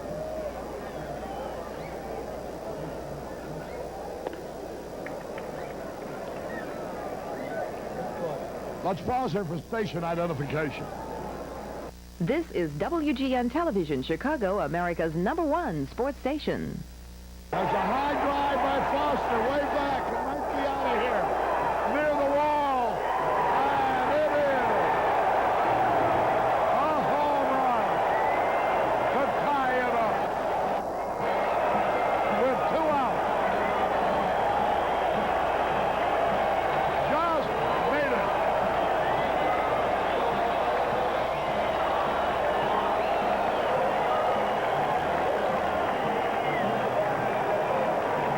Here's Strawberry now with a score tie. Home run number 4 for George Foster, RBI number 18. And you got to try to keep the ball away from this guy. Brewster throws a hanging slider right up in his face. 2 leaping efforts by Dernier and Matthews. You can't bring the ball back. There you see the face of Brewster. And he realizes that this one is out of here. Well, you know he didn't want to throw the ball right in that spot.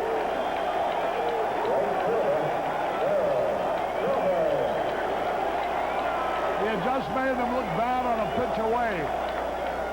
Strawberry takes it low. Strawberry has hit 5 homers this year. For Foster, his 4th. Brand new ball game. That evens the count. Rainey cannot figure in the outcome. Nor can Tim Leary.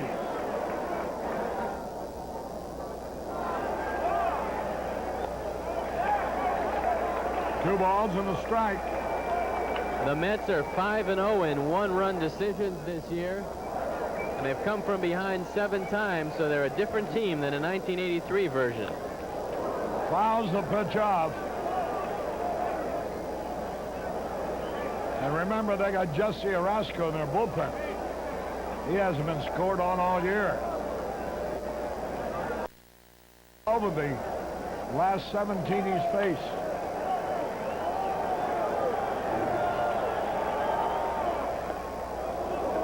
Slider inside, ball 3.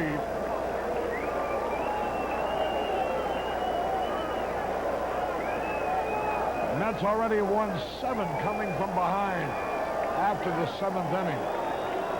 3-2 pitch. Fouled it off. Boy, Strawberry's going for it. If he doesn't get Darryl Strawberry, we're likely to see Lee Smith. Jim Fry knows the importance of this one. We have the off day tomorrow. He'd like to get Lee some work.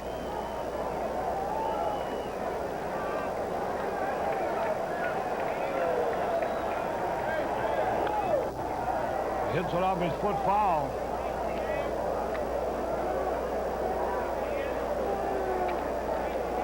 Brewster had only appeared in 2 games, pitched 4 innings. That's the first home run he's allowed. The Cubs have given up the fewest home runs in the National League, and that one really hurt. Now ready. High drive left center. Will be caught. Matthews is there to retire the side. A 2-out homer by Foster has tied it up. 1 run, 1 hit, no errors, nobody left. At the end of 7, 3-3. I'd like to remind you that the news will be seen immediately following the ball game here on WGN.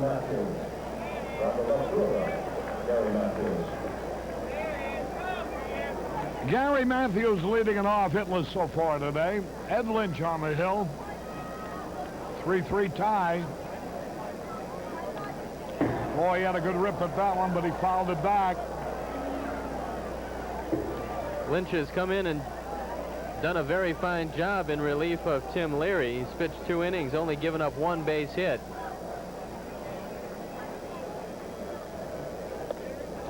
That evens a count, a ball and a strike.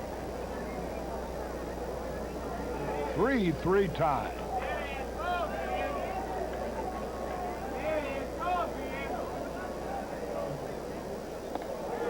Curveball in there for a strike call. Lynch is not overpowering, but he gets the ball into the right spots.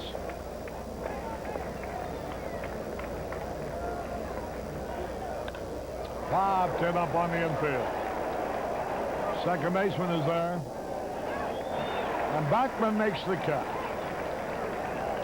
So Matthews is 0 for 3 tonight. First baseman, Leon Durham. Here's Durham. Drove in a run in the third. 1 out of 3.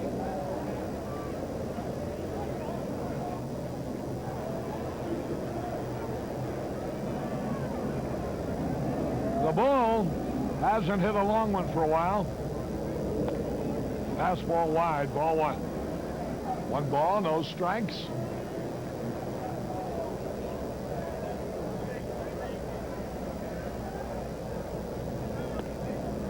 Wide again, ball 2. Ron Say on deck.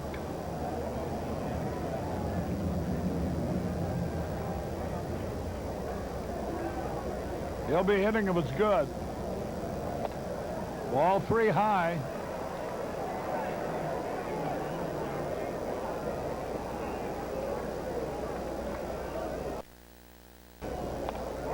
Swung at 3-0 and he missed.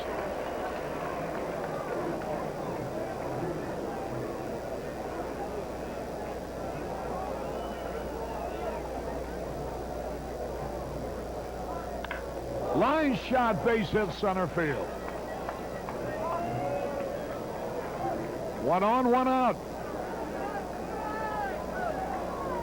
They've stopped Say so far in the series. 0 for 2 last night. 0 for 2 tonight. The swing of Leon Durham, and you saw when Lynch fell behind 3-0, he came in with a fastball and then a second fastball. And the Bull hit the ball very hard, and that's a good sign.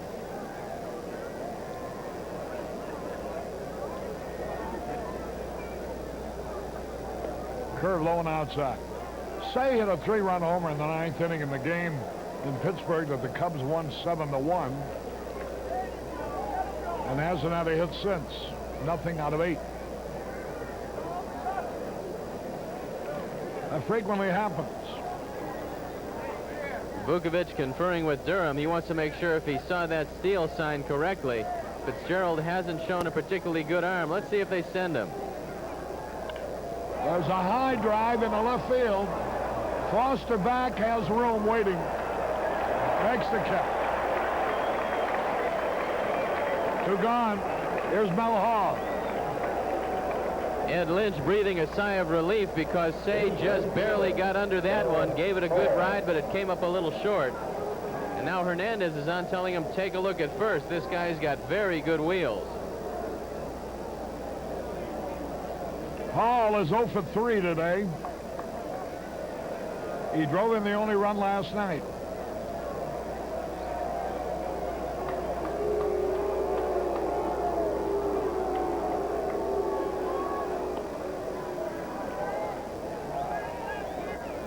They've been pitching Hall away, making the hit to the opposite field. Again, he's wide. 2 balls, no strikes. Lynch came into the ballgame in the 6th. Has allowed only 2 hits. Hasn't walked anybody. as fan 1. There's plenty of room for Mel Hall to hit the ball into left center field. George Foster is playing him off the line, but Wilson is playing him over just a little bit, shading him into right center, so he has some room if he hits the ball up the gap. Ooh, he had a pitch to hit that time. Fouled it off.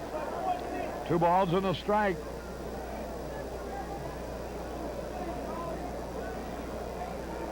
Mel Hall with Leon Durham, who has great speed, the runner at first base.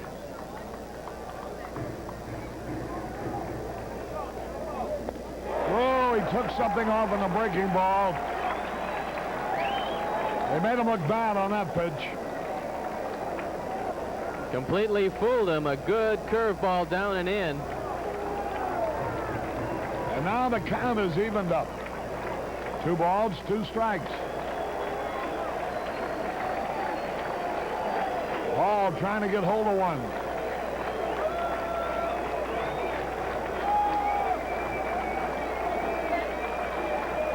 Time is called.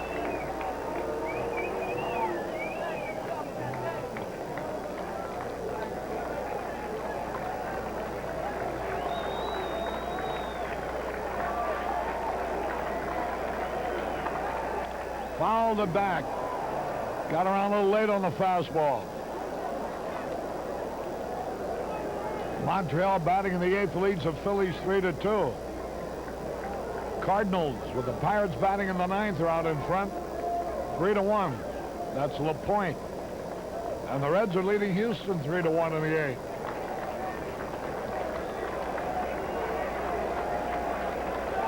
Big pitch. There goes the runner, swung on. A long drive in the center field will be caught. Ball flies to Mookie Wilson. No runs, 1 hit. No errors, 1 left. We go to the bottom of the 8th, tied up 3-3.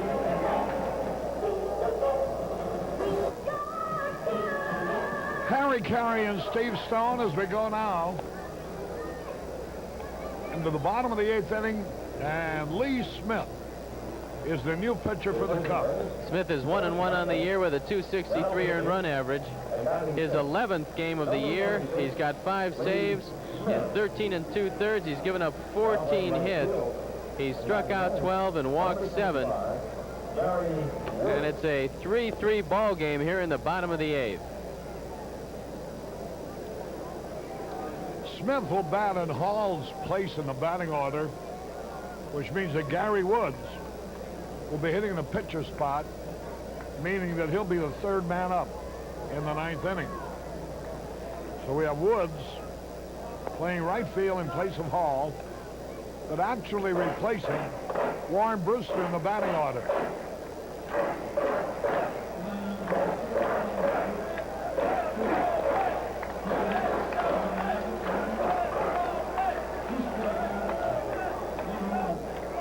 Warren Brewster pitched 2 innings, gave up 1 run on 3 hits, struck out a pair, didn't walk anybody. And he turns it over to Smith. Mookie Wilson will lead it off, followed by Hubie Brooks, and then the catcher Mike Fitzgerald.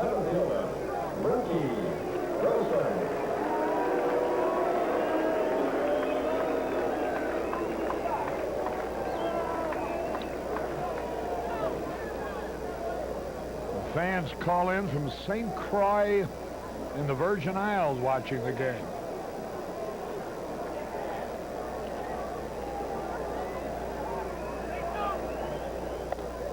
Fastball high. Mookie Wilson's 1 out of 3 today. 1 out of 4 last night. Anybody's ball game, tied up 3-3. Sliced it foul. Lee Smith. No margin for error. We're in the late innings, tied up. Smith has won 1, lost 1, and saved 5.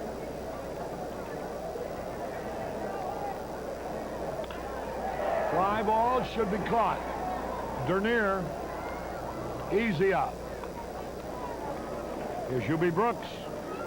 The last time Lee Smith worked was a week ago, so he'll be fighting a couple of battles out there tonight, not only fighting the Mets, but fighting that control. A lot of times if you don't get work as a short reliever, that pinpoint control you need isn't there, so Lee will have to concentrate just a little bit harder tonight. Fitzgerald on deck.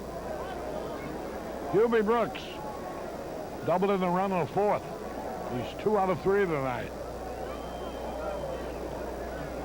We got a break on that double in the fourth inning.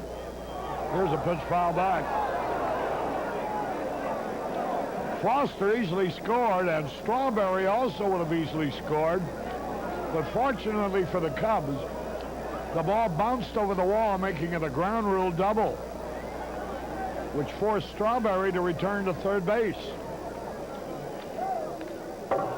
Boy, that Brooks had another good cut. And Lee Smith's ahead of him now 0-2. The Tigers made a run at the Red Sox in the 9th, but fell a run short. Final, Boston 5, Detroit 4. I told you they wouldn't go 160-2, Harry.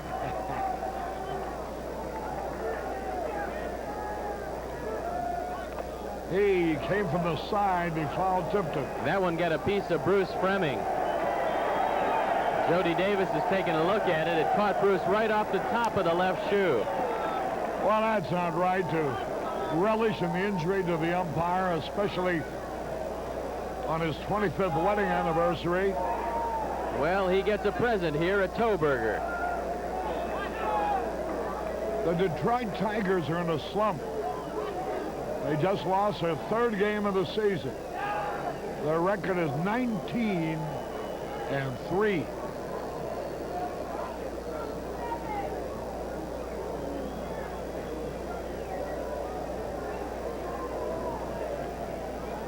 One out. 0-2 the count. Struck him out. Good slider on the outside corner. So Smitty gets his first strikeout. Hubie should have no complaints on that one, although he looks askance. Watch this slider. One of the best that Lee has thrown. It's right there. Ring him up, Bruce. There's Mike Fitzgerald now. He's 2 out of 3 tonight. We might have kept this fellow in the big leagues, Harry. They were thinking of making a change. Fitzgerald got a base hit yesterday and 2 today. He didn't mean to swing a little pop fly. He's going to be caught by Durham. He tried to check his swing, and he fouled to Durham to retire the side. 1, 2, 3, nothing across. At the end of 8, it's tied at 3.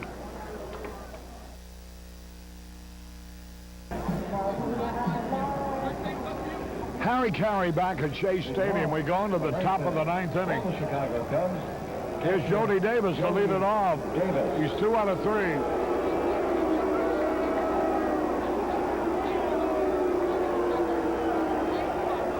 Ed Lynch on the hill.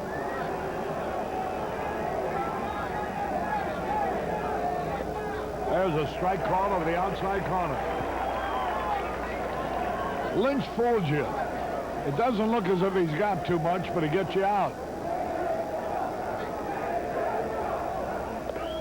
There's a fastball high. Evens a count of the ball and a strike. Gary Woods will follow Boa. Boa due to be next. High pop foul. Out of play. Jammed him with a fastball.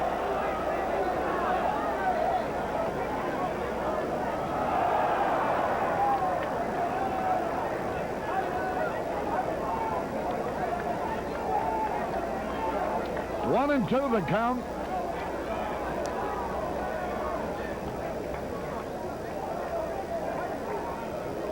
Ed Lynch was allowed 2 hits in 4 innings of relief. He struck him out. And the crowd gets a charge out of that. Here's Boa now. Larry's being called back. It looks like Richie Hebner has got a bat, and he has been red hot as a pinch hitter. Let's take another look at the pitch. A curveball by Ed Lynch. And Bruce said, "That's enough, Jody. You swung at it. Strike 3." Batting for shortstop, Larry Bowen. Richie Hebner comes out to hit. 3 for 4 as a pinch hitter on the year, hitting a robust .636. He's 5 out of 7 on this road trip. Hits a home run, the 1-1 ball game in Pittsburgh. Cardinals beat the Pirates 3-1 final. Cincinnati over Houston 3-2 final. Fouls it off. Philadelphia batting in the bottom of the 9th. Montreal leading 3-2. Unlike most hitters, everybody tries to keep the ball up on Richie Hebner, a notorious low ball hitter. They like to keep the ball away and keep it above the belt if they at all possibly can.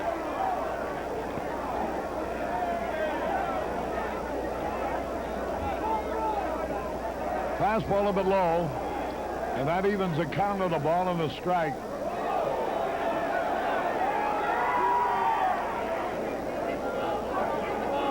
Oh, they got quite a hassle down beneath the booth here. There's a strike call over the outside corner at the knee. Nobody's watching the ball game. They're watching the little fisticuffs between the gendarmes and a couple of the customers. 1-2 is the pitch. Popped it up. That'll be easy on the infield. Who's going to get it? Whoa, they almost collide, but Hubie Brooks grabs the ball. 2 gone. Brooks, a little taller, is able to make this play. Almost a collision in the infield. And fortunately, Brooks takes control. You see Ed Lynch pointing straight up, but he's looking at Backman. Brooks comes over, hauls it in. That could have been a nasty situation for the Mets. Here's Gary Woods now. 2 out, nobody on. Woods hitting .381. He's hit 1 homer this year. Got a good rep. Well, Lynch doesn't seem to be throwing hard, but he's sure pitching effectively. He's only allowed 2 base runners. There's a strike call. What he's doing here, he is not only mixing up location in and out, but he's mixing it up and down, and it's been very effective tonight. He threw some very good pitches to Richie Hebner. Oh, and then he struck him out. Gary Woods goes down swinging. 1, 2, 3, nothing o'clock. We go to the bottom of the 9th, tied up 3-3.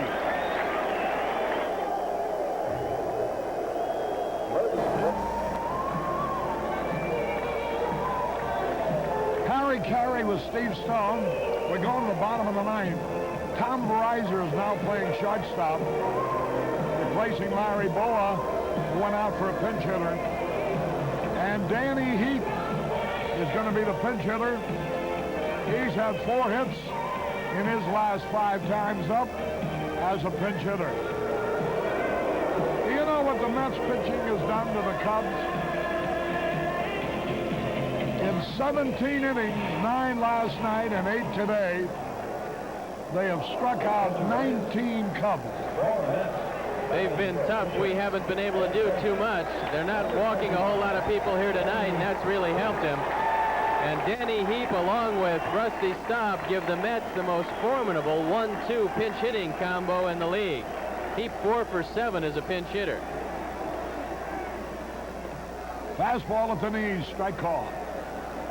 1 strike to nothing.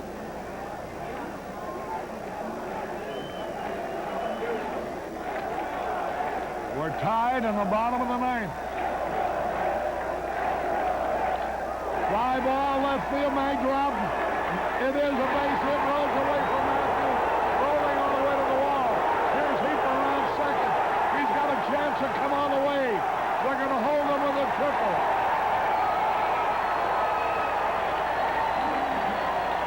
Gary Misplayed the ball, couldn't get to it. A triple for Heath. Well, in extra innings, you've got to give up the single, but stop the extra base hit. Gary Matthews comes over, and this is a ball you've got to keep in front of you some way. Matthews lets it go by. It rolls to the wall for a triple, and now they're going to have to walk the bases loaded and take their chances. Backlund will go to first base. So Wally Backlund with a winning run at third and nobody out. Is being intentionally passed. Rusty Staub is coming onto the on-deck circle. He'll hit for Oquendo, but you got to put him on first base and pitch to Hernandez.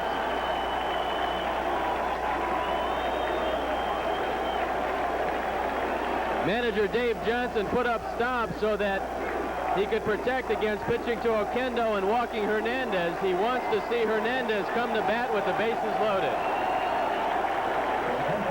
Here comes Staub to walk him intentionally. And that will bring out the best clutch hitter on their ball club. Rusty Staub will be intentionally passed.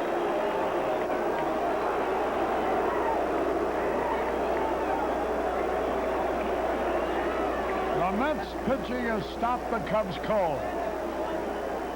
They allowed them only one run last night and only three.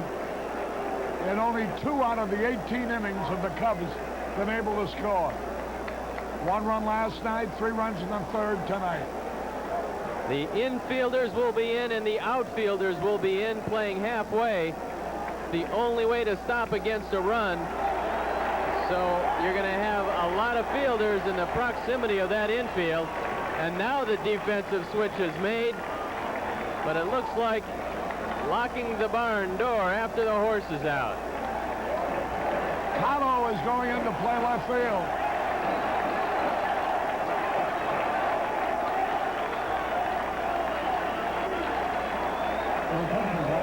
Running for Rusty Staub. Number 19, Ron Gardenhire. Gardenhire is running for Staub. The winning run is at third. There's Hernandez, the infield in, the outfield in.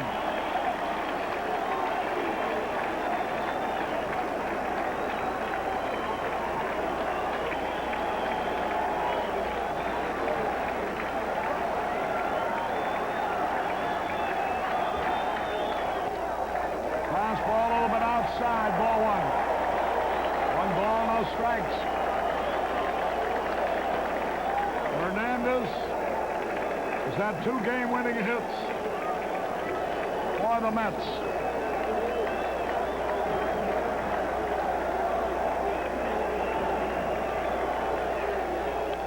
Fouled and out of play.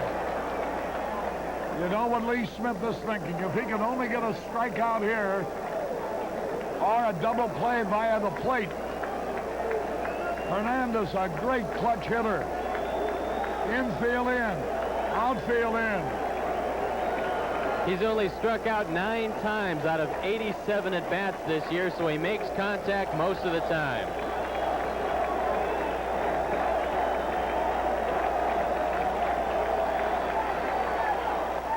Ball 2 is outside.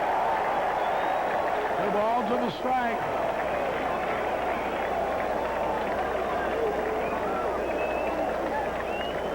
There you see Jim Fry.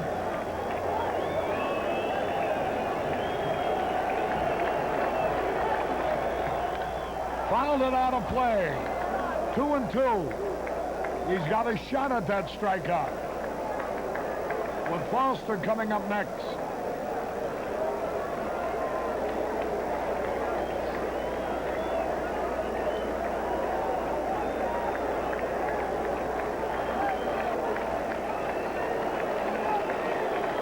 Hold everything.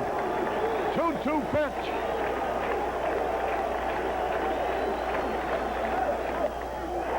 Held up ball 3.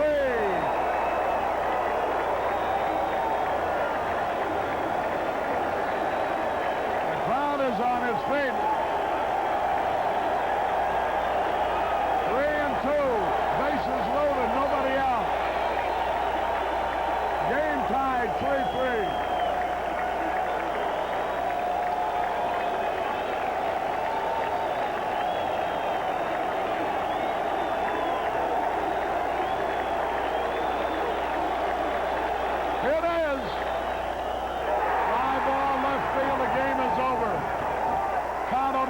catch. Here's a winning run. And the Mets have swept the series from the Cubs. 4-3. Smith is the hard luck loser. A sacrifice fly for Hernandez.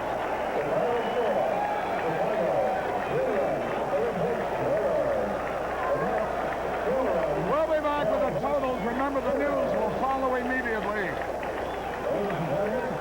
Final score, Mets 4, Cubs 3.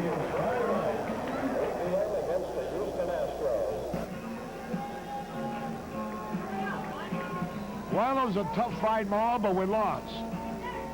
The Cubs were hoping to come home with a 5-3 road trip. They'll have to settle for a 4-4. A thrilling ball game.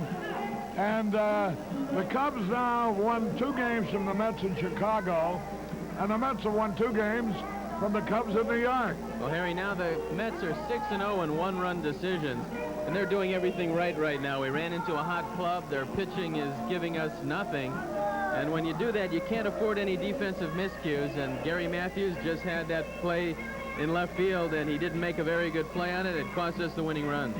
You know, though, you'll always talk about the final run of the ball game, but you could rehash this ball game from the very beginning when Dernier opened up with a base hit. The starter, Tim Leary, was really struggling.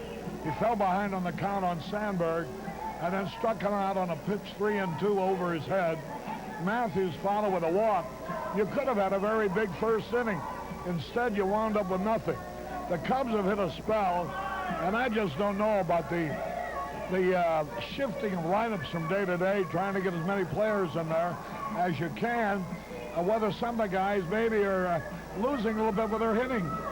Well, it just, at this point, looks like we're in a little bit of a hitting slump, but when that happens, the pitchers have to buckle down a little bit, but the defense has got to hold up, Harry. All right. Tomorrow's an off day. We'll be back at the friendly confines Friday against the San Diego Padres. See you then. We'll look for a little better luck. 4-12 and 2 for the Mets. The winner is Lynch. He's now 3-0. For the Cubs, 3 runs, 8 hits, and no errors. And Lee Smith is a loser. He now has won 1 and lost 2. Don't go in now because the news will be following immediately with Steve Stone, Harry Carey from Shea Stadium, repeating the final score. The Mets coming from behind to beat the Cubs, who one time led 3-0. The final score, Mets 4, Cubs 3. So long, everybody.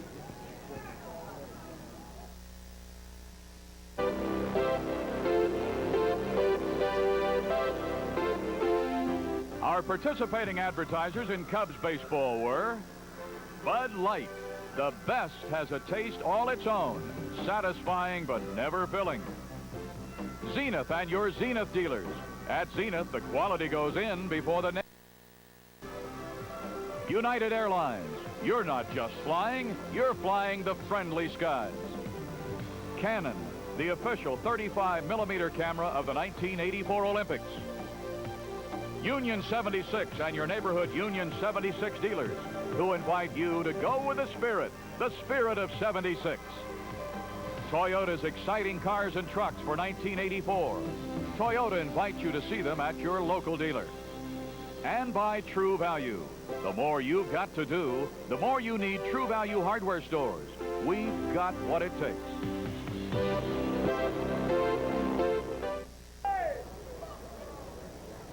Stay tuned now for the news. Our next televised game will be between the Chicago Cubs and the San Diego Padres, Friday afternoon with the leadoff man starting at 1 o'clock Chicago time. Our executive producer director, as always, Arnie Harris. This has been a WGN Television 9 sports presentation.